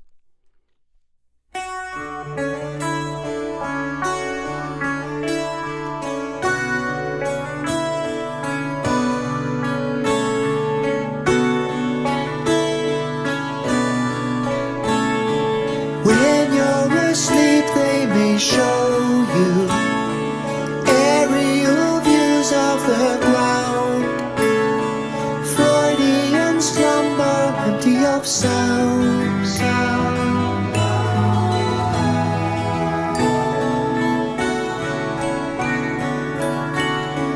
Over the rooftops and houses, lost as it tries to be seen. Fields of incentives covered with green.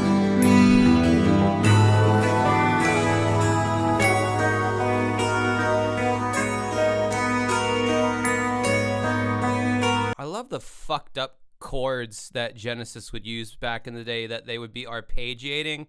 No band would arpeggiate. Like, I don't even know what chord that is, but it's like just. And Steve Hackett and Mike Rutherford swore that I mean, maybe Steve Hackett didn't say this, but Mike Rutherford definitely did. He said, I didn't know what I was playing half the time. He's like, I just found things that sounded cool and did that. And it's just like, all right, fair enough. They're not even diminished. To me, they sound like suspended. Like in this song, sounds like a bunch of suspended, major, maybe some minor sevenths, shit like that. Just like the weird choices that most bands don't go to because they're not as commercial, bro. Mesmerized children are playing, meant to be seen but not heard. Stop me from dreaming, don't be upset.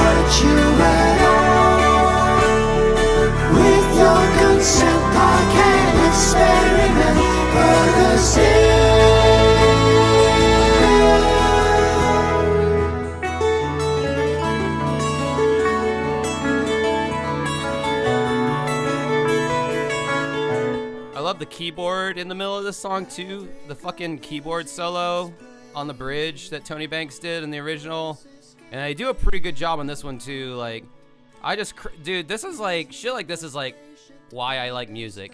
Is like Genesis is like the shit they do. It's like, this is why I like music. Rush 2 and Pumpkins and all that, but like Genesis really, they scratch that music nerd dad itch where you want like a little something more complex in your music. Not so straightforward, but yeah, fuck you. Entangled in your own dream. Oh yeah, Genesis used 12-string guitars all the time back in the olden days.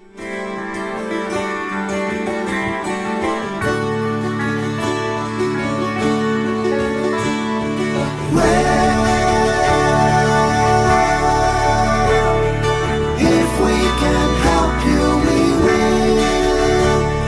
Soon as you're tired and ill, with your consent we can experiment.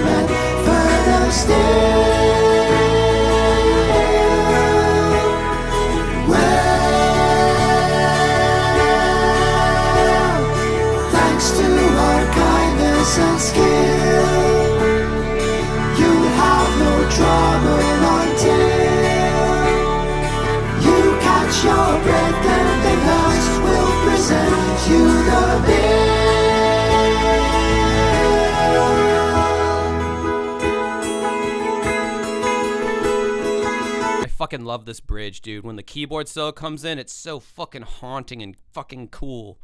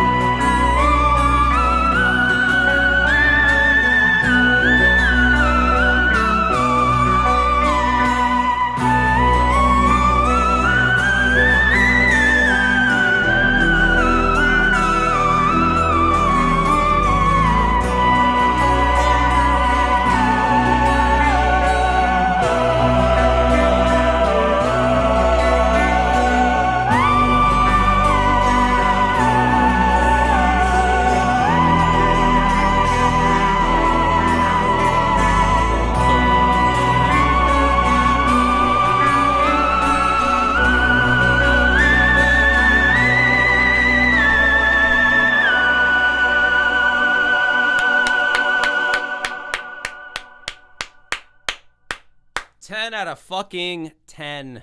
You will never get closer to that song unless you... Well, no, even the original band wouldn't sound like that because Phil's like an old shriveled up nutsack at this point, sadly. Age comes for us all. Woo! That was so fucking good. Man, like, I just don't hear music that moves me like that anymore, man. I don't even know if it exists. I'm sure... I don't know. I'm sure it does, but I can't find it. Someone shared this in the live stream. Did I fucking download it to play? Not the live stream. The Discord. Pisscord. That's what Jim and them call it. No, I didn't. Cool. Good for me. What a smart fella. All right, hold on. This is gonna piss off the dudes probably, but it'll make Daisy happy. I like a lot of music. You know, I like music when it's reinterpreted sometimes. Sometimes I like it more when it's reinterpreted through, like, I don't know. So anyway, this is one that I shouldn't get spanked for, and I happen to think it sounds really good. So you guys remember Rick Astley, Never Gonna Give You Up, Never Gonna Let You Down. So he covers Pink Pony Club, and I quite like his version. I know you wanted me to stay, but I can't ignore crazy visions of me in LA. And I heard that there's a special place where boys and girls can all be queens every single day. I'm having wicked dreams of leaving Tennessee at Santa Monica. I swear it's calling me. Won't make my mama proud. It's gonna cause a scene. She sees a baby girl and now she's gonna scream. God, what have you done? You're a pink pony girl and you're dancing in the club now. Just having fun on the stage in my heels. It's where I belong, down at the Pink Pony Club. I'm gonna keep on dancing at the Pink Pony Club. I'm gonna keep on dancing down in West Hollywood. I'm gonna keep on dancing at the Pink Pony Club. Pink Pony Club. I'm up, jaws are on the floor, lovers in the bathroom, and a light outside the door. Black lights and a mirror crystal ball. Every night's another reason why I left it all. I think my wicked dreams a year from Tennessee or Santa Monica. You've been too good to me. Won't make my mama proud. It's gonna cause a scene. She sees her baby girl and now she's gonna scream, God, what have you done? You're a pink pony girl and you dance in the club, oh mama. I'm just having fun on the stage in my heels. It's where I belong, down at the Pink Pony Club. I'm gonna keep on dancing at the Pink Pony Club. I'm gonna keep on dancing down in West Hollywood. I'm gonna keep on dancing at the Pink Pony Club. Pink Pony Club. You know, they say Chappell Roan is gay, but if she met me and I was like, can I like sniff your armpits or something? That would be cool. I think she would be, she would include me. She's like, I'm gay plus Josh, I think is what she would say. I'm gay plus Josh. So he does a good butthead impersonation. And so I'm going to allow him to eat my ass. All right, so I watched this the other night when I was intoxicated. But from what I remember, Phil Collins impersonator guy, he also does a pretty damn good Peter Gabriel. Like, I'm like, no, there's no way. Again, I was kind of drunk, but I remember him being able to do a pretty good fucking Peter Gabriel too. So I'm like, gee, this is one-man Genesis fucking machine over here.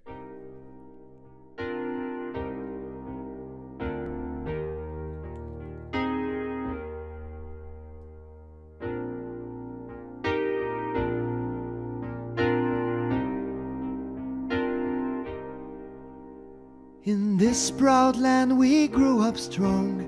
We were wanted all along. I was taught to fight, taught to win.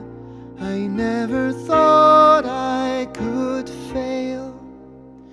No fight left, or so it seems. I am a man whose dreams have all deserted. I've changed my name, I've changed my face, but no one wants you when you lose. Don't give up, 'cause you have a friend. Don't give up, you're not beaten yet. Don't give up, I know you can make it good. Though I saw it all around, never thought that I could be affected. Though that we'd be the last to go, it is so strange the way things turn. Drove the night towards my home, the place that I was born, on the lakes. I want to hear him do the bridge on this song, because that's when Pete really rips a new asshole in the original recording. That's what I hear. Gonna walk out of here, I can't take it anymore. Gonna stand on that bridge, keep my eyes down below.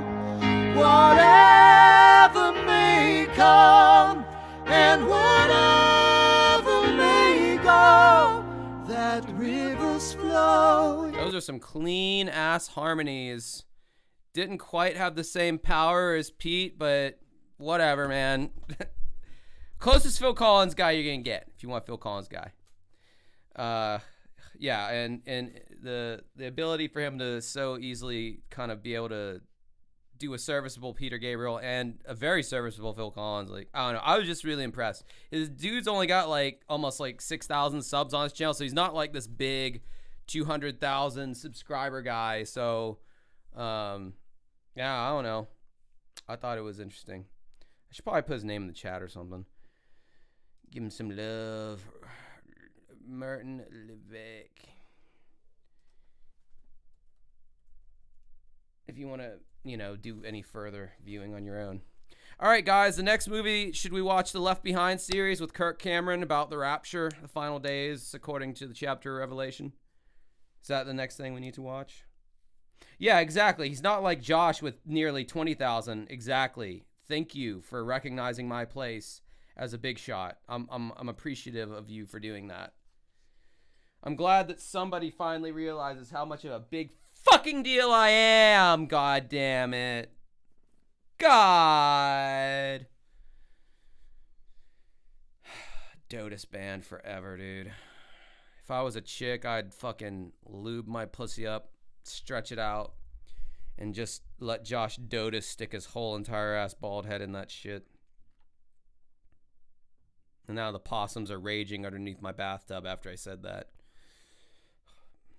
I don't know. I don't know what to watch. I don't know what to put up. What do I watch? What do I do? What do you know? What do you say?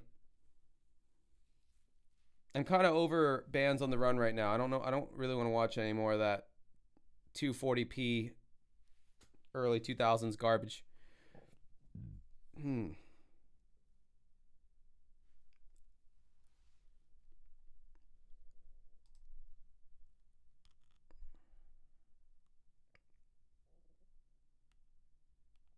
I don't know. What do we got? What do I have on my watch later? Is there anything worth pulling up on here?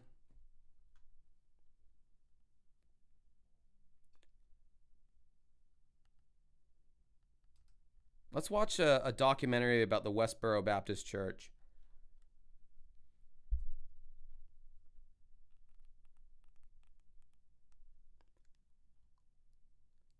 I'm on a roll.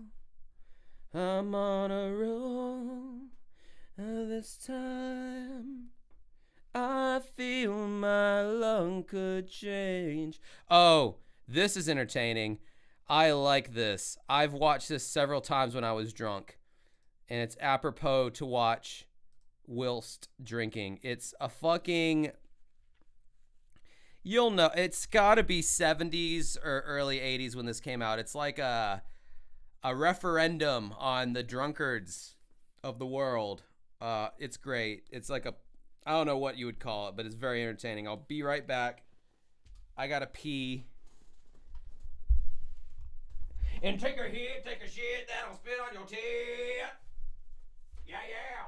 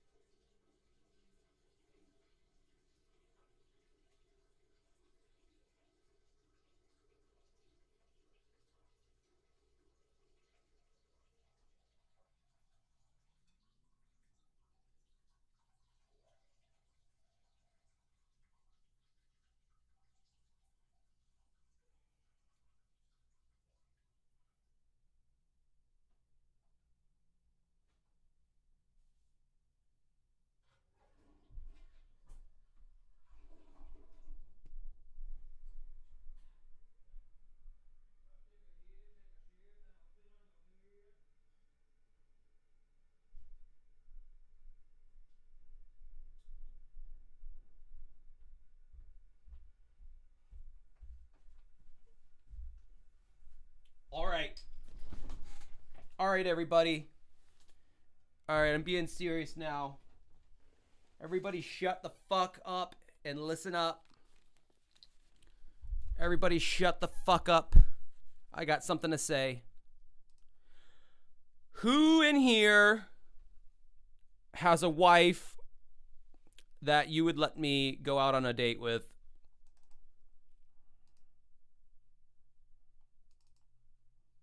I can wait. I want to date someone who's just already been road tested.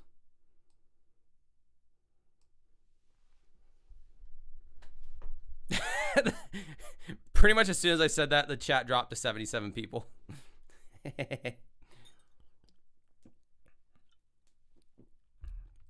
Your wife is your bunghole?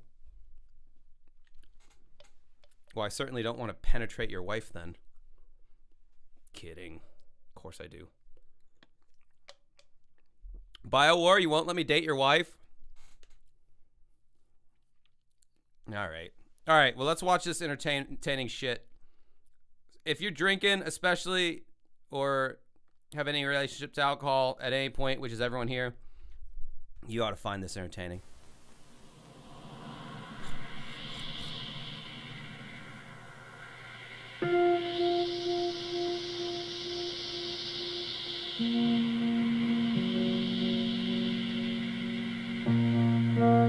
Bro, this sounds like the beginning of 2112. I'm just waiting for like it's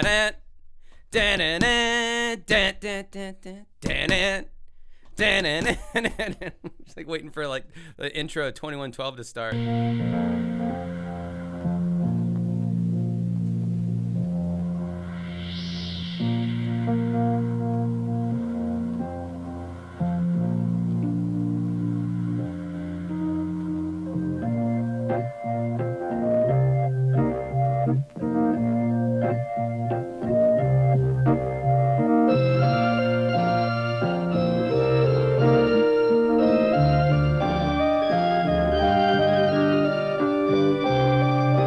Want me to do a shot? All right, hold on. I cave easily to pressure, and I have a show tomorrow, so it's probably a good idea that I get good and hungover. Oh God!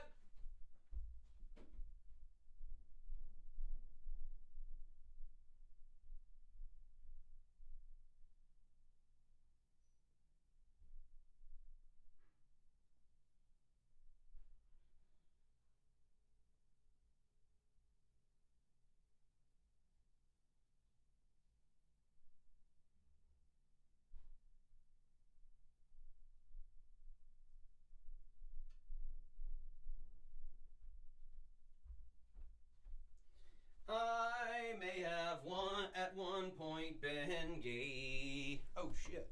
Spilling it everywhere. Alright, y'all, bitches that asked me to get a shot, and I listen because I'm slowly turning into DSP that just listens to the chat. Here you go. Some shitty ass Smirnoff.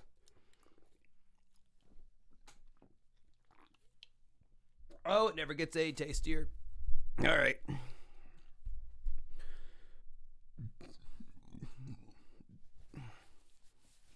Yeah, no, when I piss, I don't piss in the fucking toilet. You fucking normie ass bitch. That's for normies, bro. I like the smell of like ammonia and like whatever my liver filtered out. Are you kidding me? I love that smell.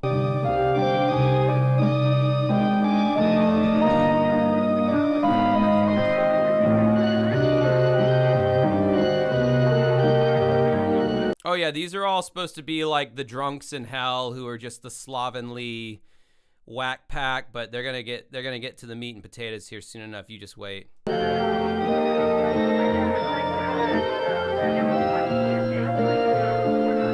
is some great organ. Hi there. Welcome aboard. It's good you could join us. We're having a party. And everybody is here. Before I start introducing you around, who are you and what do you do? I mean, are you an insurance salesman or stockbroker, office manager, housewife maybe? Well, that's not very important. You're bound to find someone here you got something in common with. You know, someone you can talk to. And if you don't, well, there's always a little old me. What? How long have I been here? Gee, I forgot. I've been having such a good time.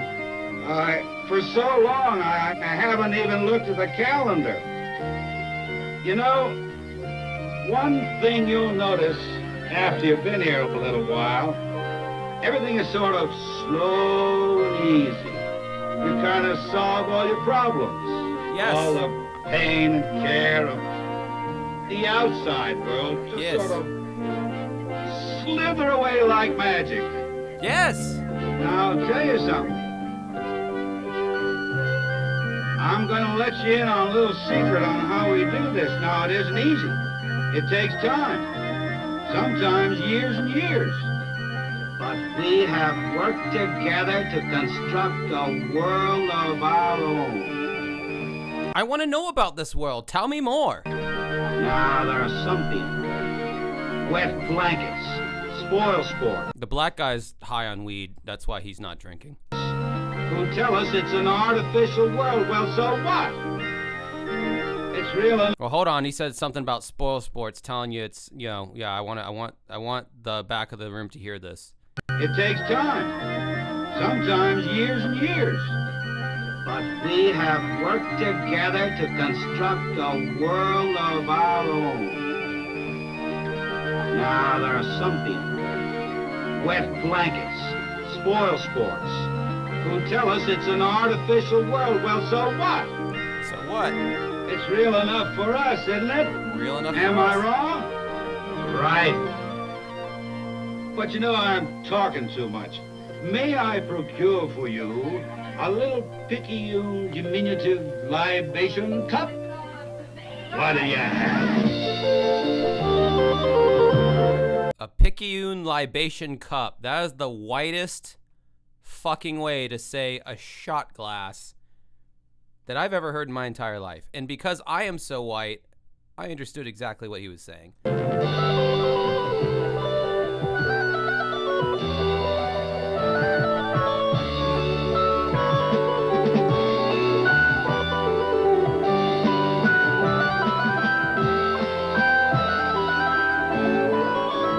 Bruh, I'd hate to be like a recovering alcoholic and watching this video because I'm like, oh, that looks really good right now.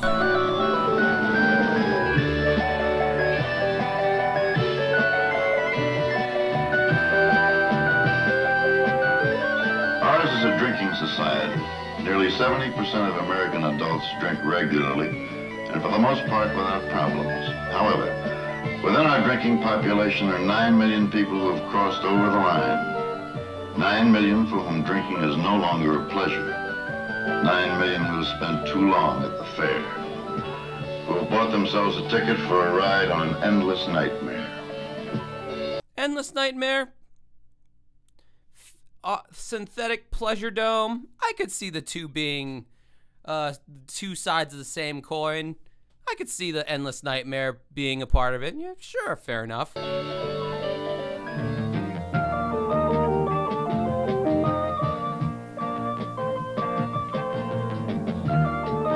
We have used alcohol as a beverage almost as long as our tenure on Earth. The basic element, ethyl alcohol, is the same substance that gave our ancestors their first pleasurable jolt.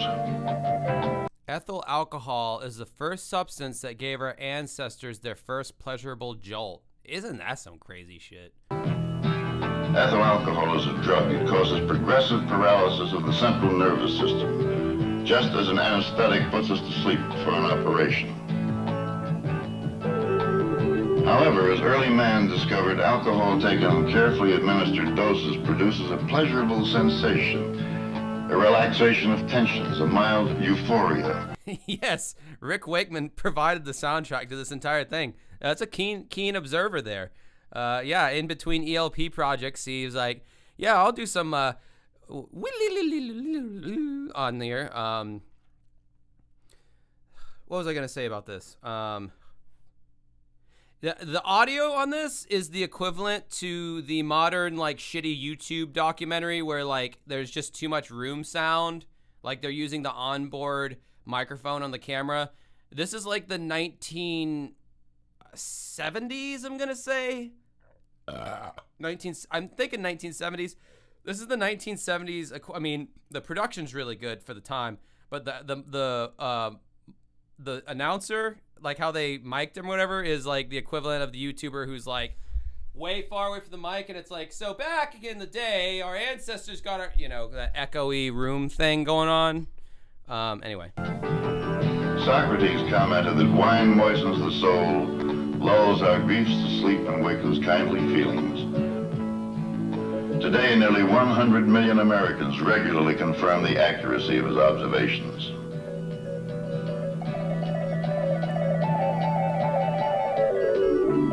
Bro, on the real though, there is some prog rock like keyboardist on this track. Whether it's like fucking Rick Wakeman or like fucking Tony Banks or what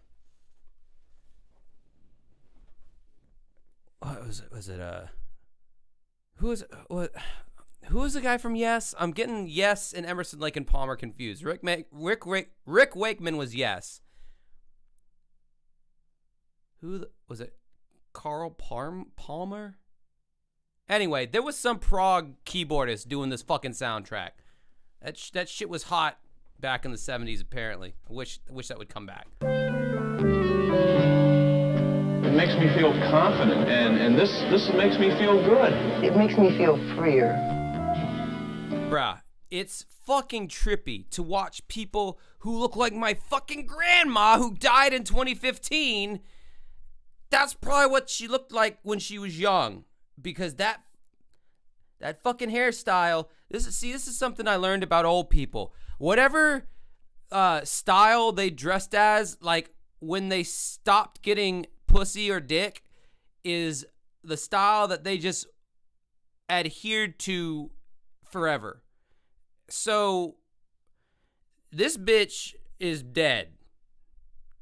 I can guarantee you that. But before she died, she was still probably dressing like that, and her hair was still probably like that, but it was all gray and permed out, and she was a granny and wasn't getting dick down at, But this was in her, like, and she, people age like shit back in the day. She's probably like 31 in this video.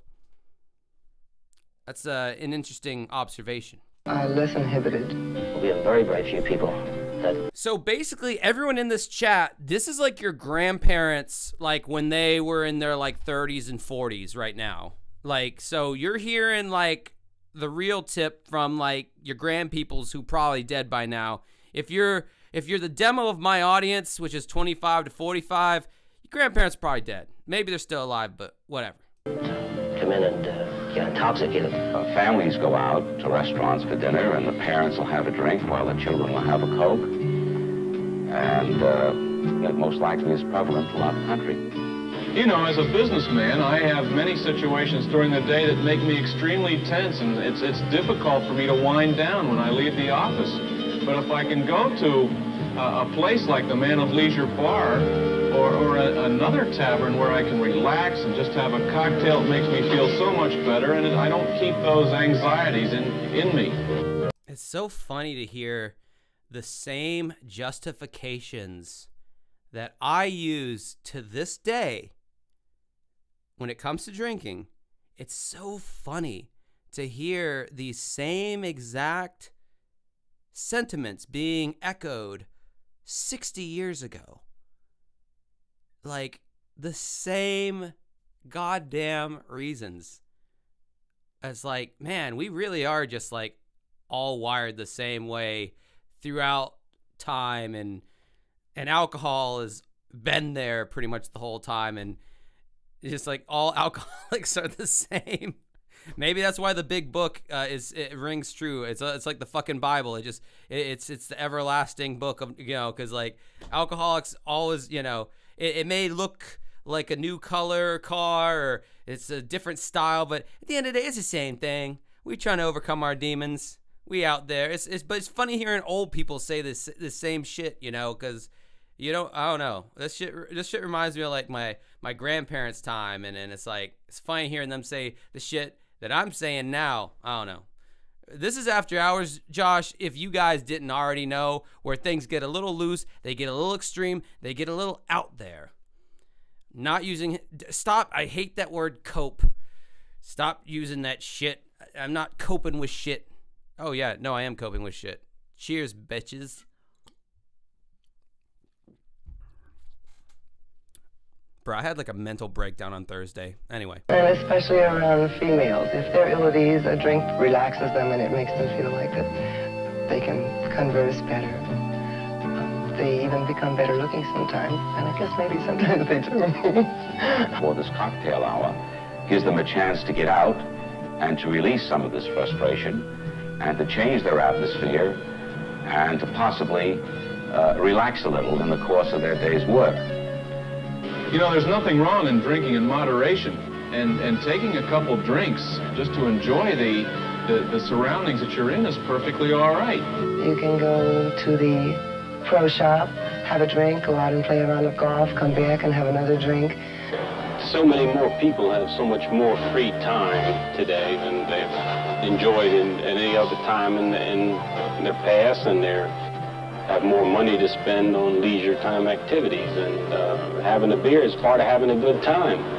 Alcoholic beverages are good for the party, they make the party, and moderation is the tone today. Nobody goes overboard on any one thing. And there are no commonly that's the cope right there. Nobody goes overboard or anything. Yeah, bullshit. agreed to rules governing our drinking behaviors. Americans drink for different reasons. To some, alcohol enhances a social situation. For others, enhances a social situation, to say the least. I couldn't get through my fucking karaoke gigs without alcohol. as a setting for discussing business. It may serve as a safety valve for workaday pressures, and it may serve as a sort of invisible armor for social combat.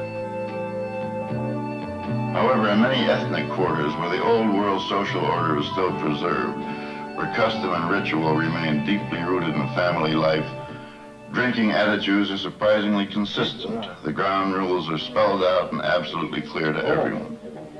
Many of these American subcultures enjoy alcohol as a regular part of daily living, a natural accompaniment to the evening meal, and often shared by the children.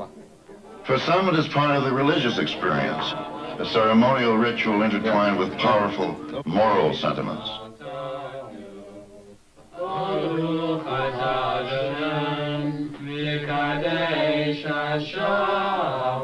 And every child from its earliest infancy is made aware of the normal use of wine as a symbol of the joys of life.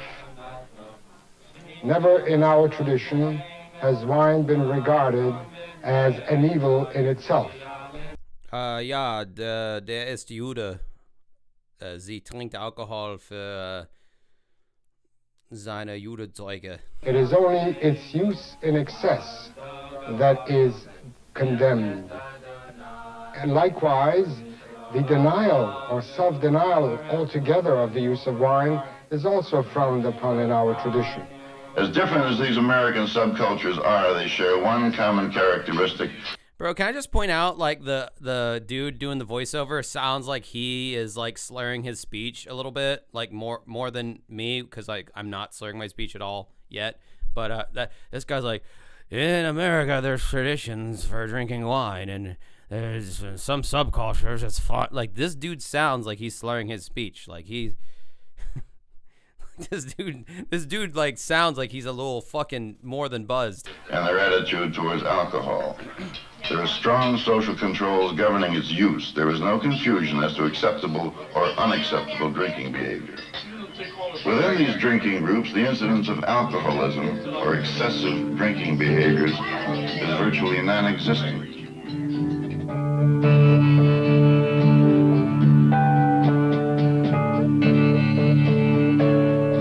Uptown or into the suburbs, we become more and more part of that homogeneous scene where drinking is quite often done for the physical and psychological changes it offers. I miss this part of America. I wasn't born around this time, but like this kind of like sleazy underbelly of like the 70s New York, you know, whatever. Like I just wish I could have experienced it like before there was like technology and like OMG and, you know, like people just acted like normal fucking people, you know, like it wasn't all like living for social media. And I know I sound like a fucking boomer by like making these points, but like I just do kind of wish I had experienced like the seedy 1970s part of American culture that will never come back. This is no man's land. It is here that the drinker is left to choose for himself when to drink, how much to drink, and in which company to drink.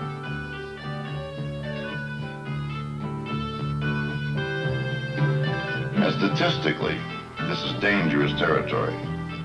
The chances are 1 in 10 that the drinker will develop an alcohol problem, one that will hurt him, his family, or society in general.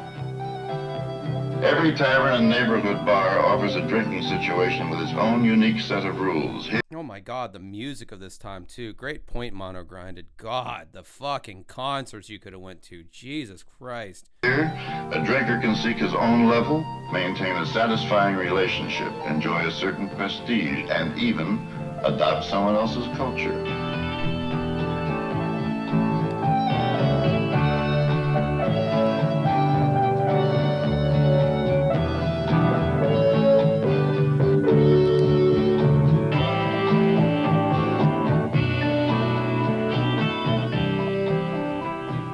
Even in the home, where more and more drinking is being done, there is a distinct absence of any form of universal agreement. Because there is no national norm, there are virtually no commonly accepted social controls, nor are there commonly accepted standards of drinking behaviors against which we can measure ourselves, or measure those in our family who may drink.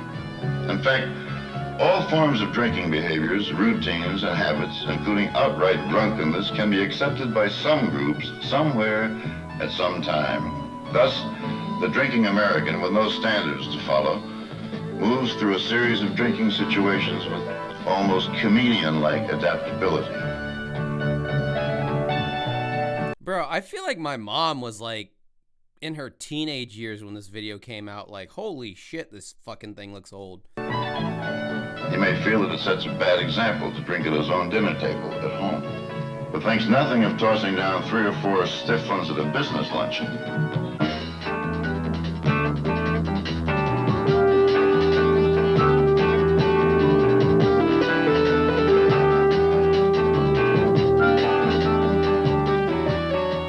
While it would never enter his mind to let it all hang out at a neighbor's barbecue, he uses the annual Mardi Gras as a legitimate excuse to get blasted.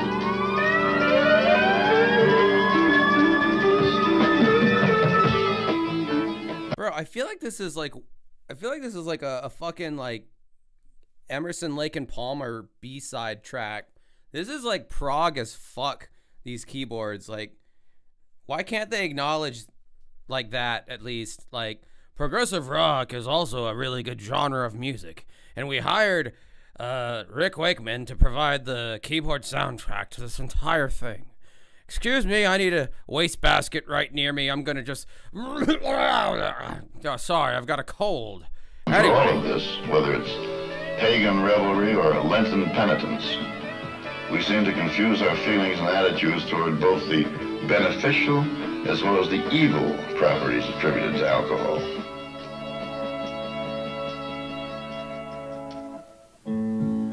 Many drinkers carry the burden of ancient stigmas rooted deeply in our national consciousness. These stigmas, combined with the drinker's personality, that complex blend of strength and weakness, of fear, anxiety, and emotional need. When the American drinker approaches the watering hole and grabs the glass, he's doing far more than quenching a thirst. He may be palliating a host of interwoven, deeply ingrained problems.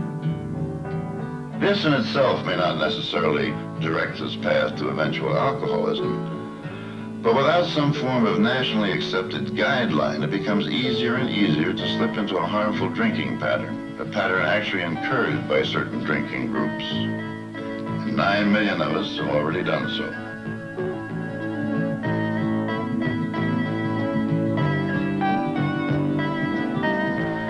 We may find ourselves spending more and more time either drinking or planning to drink while we... Seriously, I was saying at the beginning of this video, if I was like a recovering alcoholic, this video would be difficult for me to watch. Because I'm like, damn, this looks pretty attractive to me, right, to my eyeballs right now. And I'm really kind of wanting to relapse, right? It should be very difficult to watch if I was like trying to abstain from drinking. I'm like, for real. We have one glass in our hand, we're already thinking about the next one, and perhaps the one after that. We begin to plan ahead. Or they don't show me on Thursday as I'm tweaking out, feeling like I need to clear my throat because I have fucking OCD. I need to clear my throat every other 3 seconds. I'm just like, I like feel like I can't fucking control it because like my fucking heckles are up so high because like my hangover anxiety is so bad that I'm like spazzing out in this like 3 or 4 hour OCD fucking trap where I almost considered going to the fucking emergency room. Yeah, they don't show that part. That's the what did they say before? Circular down the drain spinning of sinister craziness. Yeah, they don't show that part. They only showing the fun part right now, which is what I'm showing you right now. Hangover anxiety, and I don't know. It's a whole combination of personal things that happen, but needless to say, I have OCD and anxiety. That wasn't my first rodeo, but it was pretty freaky because like it wouldn't stop for a while, and I'm just like, why am I doing this thing and I don't want to do it, but my brain's telling me, no, keep doing it, and I couldn't stop it. Pretty sure it was alcohol related. Anyway. Drinking for companionship, for relaxation, to enhance a social or recreational activity, we begin to drink alone.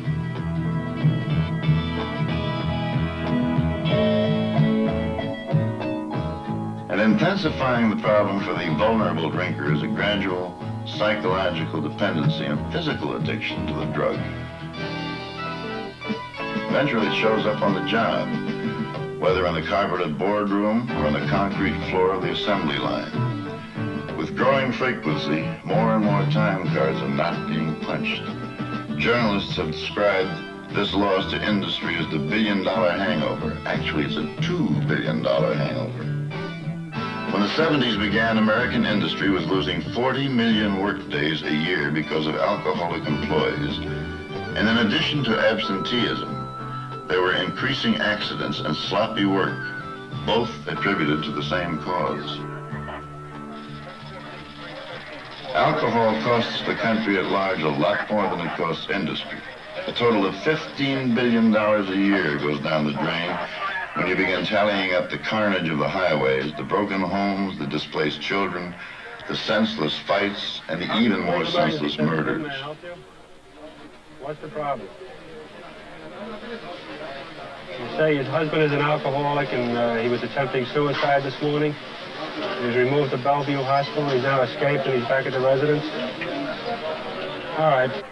6-6, cited John. Many of the social problems, much of the physical and mental destructions caused by excessive drinkers could have been averted by early intervention. But the ancient stigmas are still with us. Alcoholism is still... They're talking about ancient stigmas, and I'm like, well, when did the ancient stigmas take place? Like 10 years previous before this video came out? Because, like, this shit's looking pretty ancient to me, so... They were probably fresh off the ancient stigma thing. It was still probably pretty new to them at that time. So it's like, yeah, the fucking, the fucking aqueducts and shit that the Grecians built. Yeah, that was pretty rough 10 years ago when we had that. Now, we finally got running water and you got all these fucking alcoholics. They don't even appreciate the fucking aqueducts and shit. Which are new, by the way. Brand new. Dirty household word. Rather than identify ourselves or members of our family at an early stage when therapy is relatively easy, we cloak our illness in a variety of masks, of alibis, of logical explanations. We're removing South Street, apartment 3B to Bellevue Psycho Direct.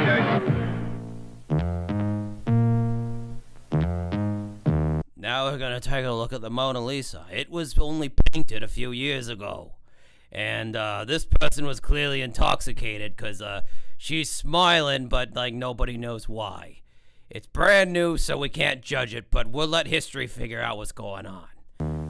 We seek to preserve the image, the mantle of respectability, our adherence to the Protestant ethic. And for the American middle class, it is not too difficult to demonstrate, even on a daily basis, that we are still in control. The white Anglo-Saxon Protestants have even gotten so drunken to the point that they're talking about colored voting. And that's something that that's unheard of in this country right now as of the filming of this video in 1935.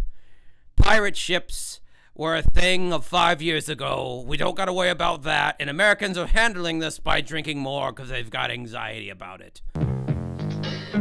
We managed to get our grip on Monday, and with superhuman effort make it until the first socially acceptable drink at noontime. We try to maintain the normal family pattern. And we always have one indispensable smokescreen working for us. As everybody's getting drunk and high right now, Mark Twain, who's a very ripe age of 35 years old, is having trouble paying his new book because there was a drunkard outside of his hut. The classic alcoholic, the soup kitchen, Skid Row derelict. After all, we don't look like him.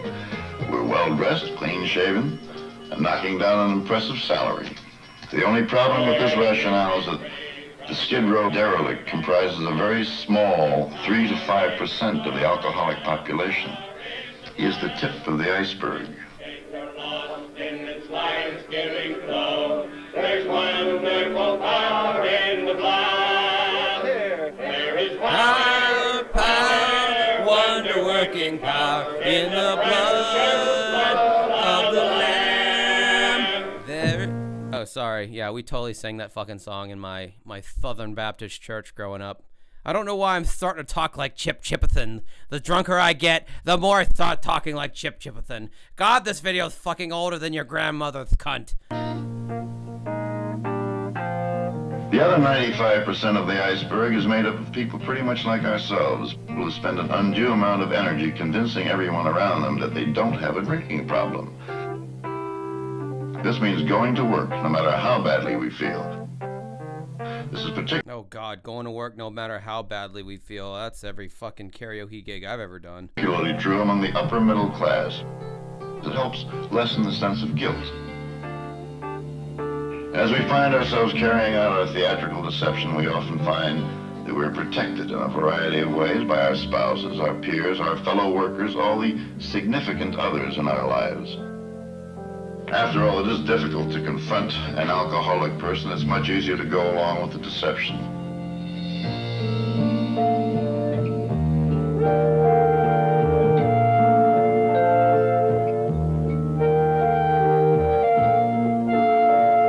Bro, look at those fucking chops. Those are some 1970s sideburn. Those fucking 1970s sideburn chops indicate, I think, because I wasn't there, I think in the 70s that indicates I definitely eat pussy. I don't care how fucking hairy it is, because I know it's hairy. You guys are coming off the women's liberation movement. Got the hairy bush. I don't care. I'm still gonna go down there, see what's going on, bout around that beaver.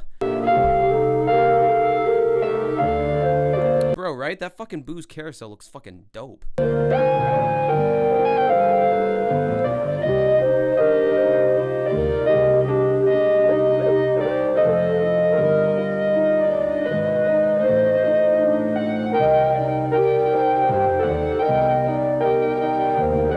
Bro, that's literally my grandma right there. Don't laugh at her. We find ourselves slowly, almost imperceptibly, moving from one drinking group to another. We're always in search of the companions who will tolerate our ever-increasing excesses. as we find the companions that will tolerate our ever-increasing excesses. If that is not the most politest way of saying dealing with drunk assholes, I don't know what is.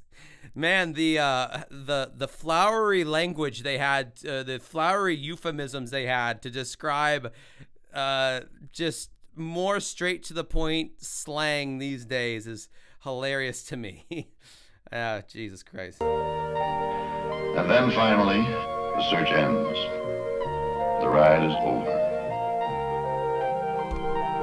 The carousel goes on without us.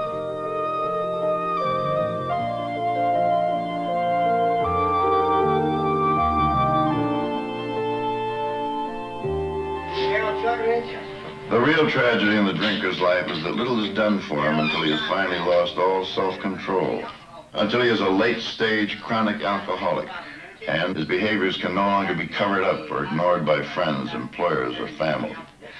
Well, we'd like to get you But more often than not, his first exposure to therapy and rehabilitation is a shock awakening in either a drunk tank or a detoxification ward.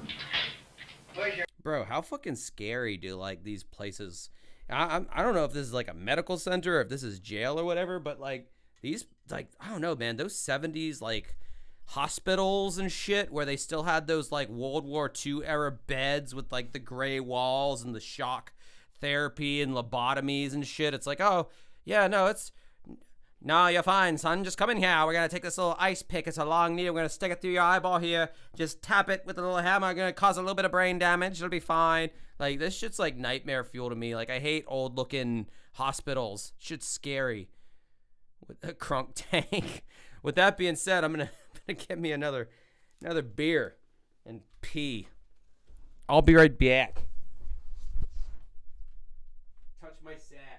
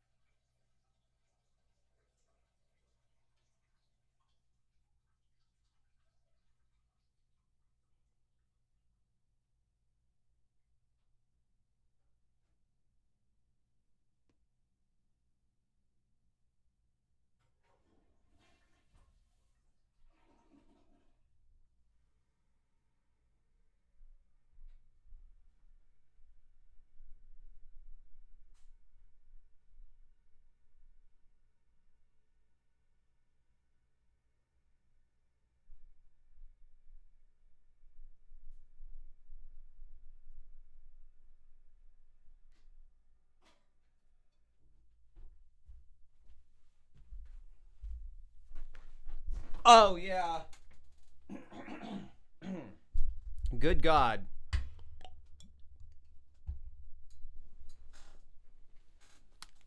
I might be gay.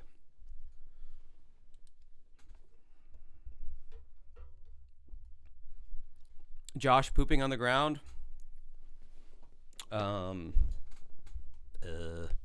Maybe. Our society has dealt with the public drunk in this manner ever since its founding. The fault does not lie with the law. It rests squarely with the community, which, having failed to develop alternate methods of prevention, satisfies itself by sweeping the problem under the rug where no one will see it. Your name is Harold P. Shortridge. You're 48 years old. How long have you had an alcohol problem? Ever since I come out of service. And how long ago was that? It was 1945, I believe. 1940. Wait, how? If he's 48 years old, said 1945. What the fuck? There are people in this video who were born or alive in 1945. God damn, The fucking passage of time, am I right? And how much have you been drinking each day during this past month? Right at the day at a time. How much would you consume in a 24-hour period? No, 5 or 6 pints of that wine. How much Sterno did you drink? Me and that guy drank 6 cans yesterday. I don't even know what the fuck this hobo guy's saying. What? I don't know. It's 5 or 6 something or other. Even though recent years have seen the beginnings of a more enlightened view toward treating the alcoholic person in the courtroom, the treatment facilities are not getting to him soon enough. By the time he is admitted to... That's what I heard too. Sterno? Aren't those like the camp lighter things that keep your food? Whatever the hell. He had 6 cans of ravioli. And that's what got him this point. That's why I look so fucked. Some form of therapy, much damage has already taken place. Damage to himself and to those around him. I was living in Virginia. I used to work with a guy and told he drank Sterno. And the treatment, where it exists at all, is often... He's just saying he's drinking Sterno? Is that like an old brand of alcohol? Because if he's drinking Sterno, that's like some kind of ethanol. Well, I don't know. That's like drinking Listerine to get... I knew a homeless guy who drank Listerine. Because like a bottle of like... And he would buy the medical grade Listerine, like the brown Listerine. That the Listerine that's like that's not fucking around.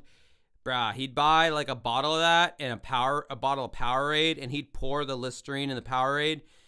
Every time he came in, dude, his pores reeked of this Listerine-scented odd funk that you would think, oh, it's Listerine, it freshens your breath. You don't want to smell Listerine when it's coming out of the pores of a homeless alcoholic. It's a totally different smell. It smells evil. It's an evil, weird smell. And his eyes were all fucked up because I think you go blind after, so your vision gets all fucky. Man, it was, geez, talk about someone who had some demons going on there. Narrow and segmented. At best, it is a rather inflexible program in which the patient is expected to adapt to the system. Here's to both. Often, programs are centered around what is known as didactic therapy. We don't take that first drink. All right, I feel like this is for educational purposes as the work of Gagzuki. Sterno, a brand of jellied, denatured alcohol, is sometimes used to make a drink known as canned heat, squeeze, or pink lady by extracting the pink liquid methanol and adding soda or water. That sounds like the heroin of alcohol. Like you're just boiling it down to its like most basic components and just shooting it up. One of the most important things is to accept the fact that you've had it. The drinker reached this advanced state of dependency because of many complex interwoven problems relating to his own personality, as well as the people and situations in his life. The course is over. Without early intervention, the process of restoration is unnecessarily complicated. People who have the same problem you have, and I'm talking about AA. This is the finest organization in the world to help people with a problem of the disease that we have. There are people who understand because they know they've gone through it, and we can help each other. Many specialists representing a variety of disciplines may have to work with the patient for a long time, applying generous doses of kindness and understanding if he is to face his world once again without chemical reinforcement. And no program, no matter how costly and how elaborate, is going to work if it does not respond to the specific needs of the person afflicted. The system must tailor its therapy to the individual.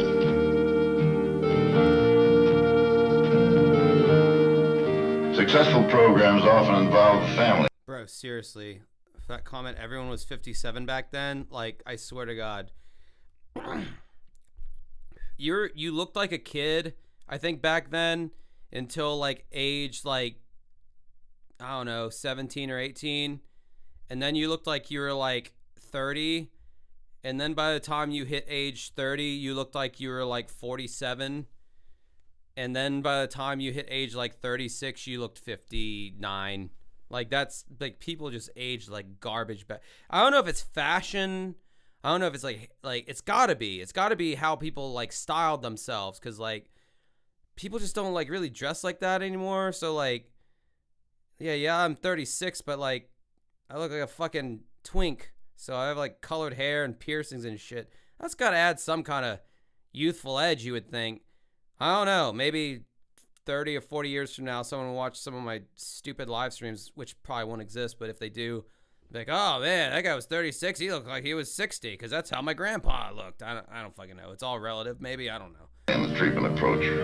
The seeds of the patient's problem may be buried deeply in a complex set of family relationships. Well, we still don't get along the way we should, I don't believe, as a family, right? The same problems basically are still there. We had a pretty fairly good Christmas and New Year's, but I still find myself getting uptight, hollering, and I think a little bit less than what it used to be, though, isn't it? A lot less? Thank you. But it's still there. The problems aren't gone, but I can remember it more or less. He's able to cope with it better now, but I think the problem is... Guarantee she was like 27 in this video. This chick on screen right now. Probably somewhere around her 20s. ...exists within us, not just entirely from him. We've discovered a great many therapeutic techniques ranging from psychodramas to family sensitivity sessions. But we don't know yet what works for what kind of people. And this should not be surprising, for we have only recently accepted alcoholism as an illness. And we're still in the process of... They only recently, as of that video, accepted alcoholism as an illness. Were they pasteurizing milk at that point, or were they still having to deal with like smallpox? They probably were. Like, my whole thing growing up was like, oh yeah, smallpox was a thing, and now we eliminated it somehow. And I was like, what, did they send it? Did they gather the disease up and throw it in a rocket and send it out into space? It's like, yeah, no, we just don't get that anymore. I don't know. Making fun of old stuff's funny to me, especially if like I wasn't around when it happened. Now, if I was around when it happened, I will defend it to my death, because it's like, no, that was cool and it made sense. But if it was before my time, like way before my time, I'm like, oh, this is all fucking stupid. You guys are lame. Whatever. I'm better than you. Even though, you know, whatever. You probably like worked way harder than I ever will and had a family and whatever. We're not talking about me. We're talking about that guy there, the car salesman looking motherfucker. Learning how to treat the casualties. What is even more important than treatment is to prevent the casualties. Prevention begins with an unbiased discussion of the problem from every community forum. There is a growing concern amongst our people that we get off of the ancient conflict between the wets and the dries. Bro, I bet that guy ain't even on TikTok. I ain't care about what he got to say. We begin a new attitude, a new approach towards the community in dealing with what is generally called the alcohol problem. And we're beginning to see that this is a problem not just of morality, it isn't just a problem of medicine, of mental health, it's a problem of the... I will say, for whatever age that guy is, he does have a chiseled ass jawline, so, you know, good for him. Keeping in shape, avoiding the firewater. Our community, in which many people are concerned. While alcohol education is required by law, it is usually viewed as an opportunity for a temperance lecture. Children are perceptive, even at kindergarten age. Why not give them the knowledge of the drug and what its beneficial as well as harmful effects can be? And education should not stop in the classroom. Adult education, particularly among the traditional helping agencies, can help focus a clearer understanding of the problem. If a child comes to school and says, Mommy is sick, on Monday and Tuesday, and you get this repeatedly, you'd better start wondering whether or not that the mother of this child might not be an alcoholic. Oh, I've had daddy is sick there's been many days. Thursday was one of those days. Daddy's sick, nothing's getting done today.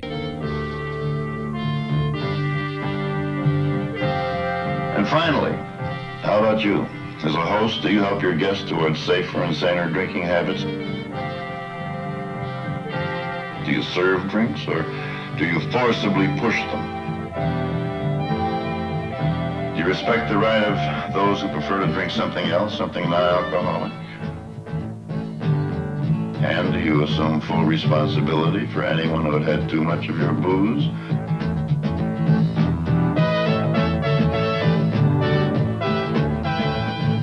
Of most importance, it's not how much or how little we decide to drink, or where or when. It's really how clearly we define what is acceptable to us as a 20th century society. By the same coin, what is not acceptable. Drinking in itself is an individual choice. However, the level of responsibility we expect to see exercised is not.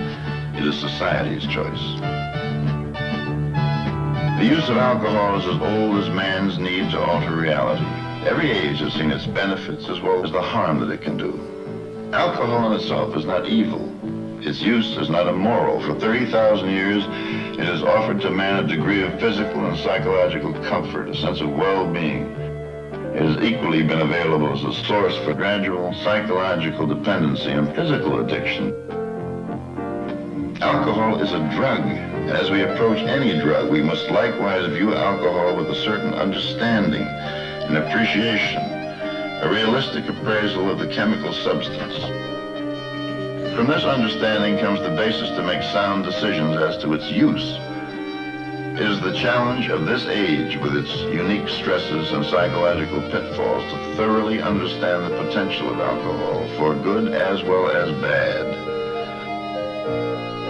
Through research and education, each of us, without emotionalism, can choose to abstain or indulge, and in either event, to pursue our choice within a framework beneficial to ourselves and to our community.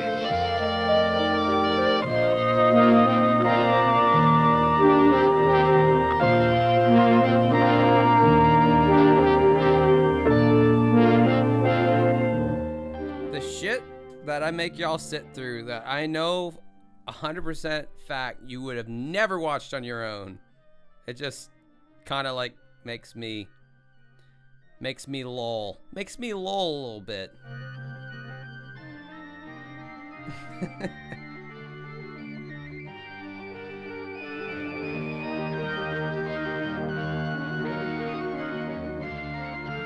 I feel like Slosh Guy says some more shit towards the end. I can't remember.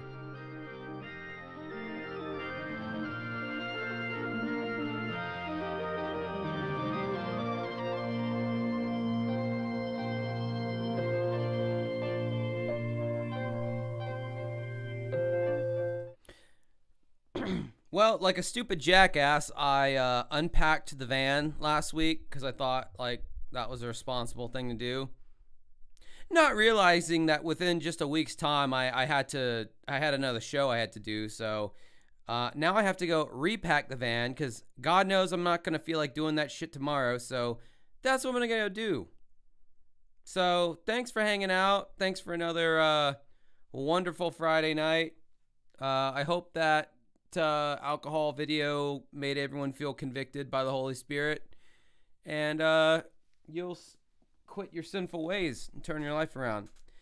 Till next time.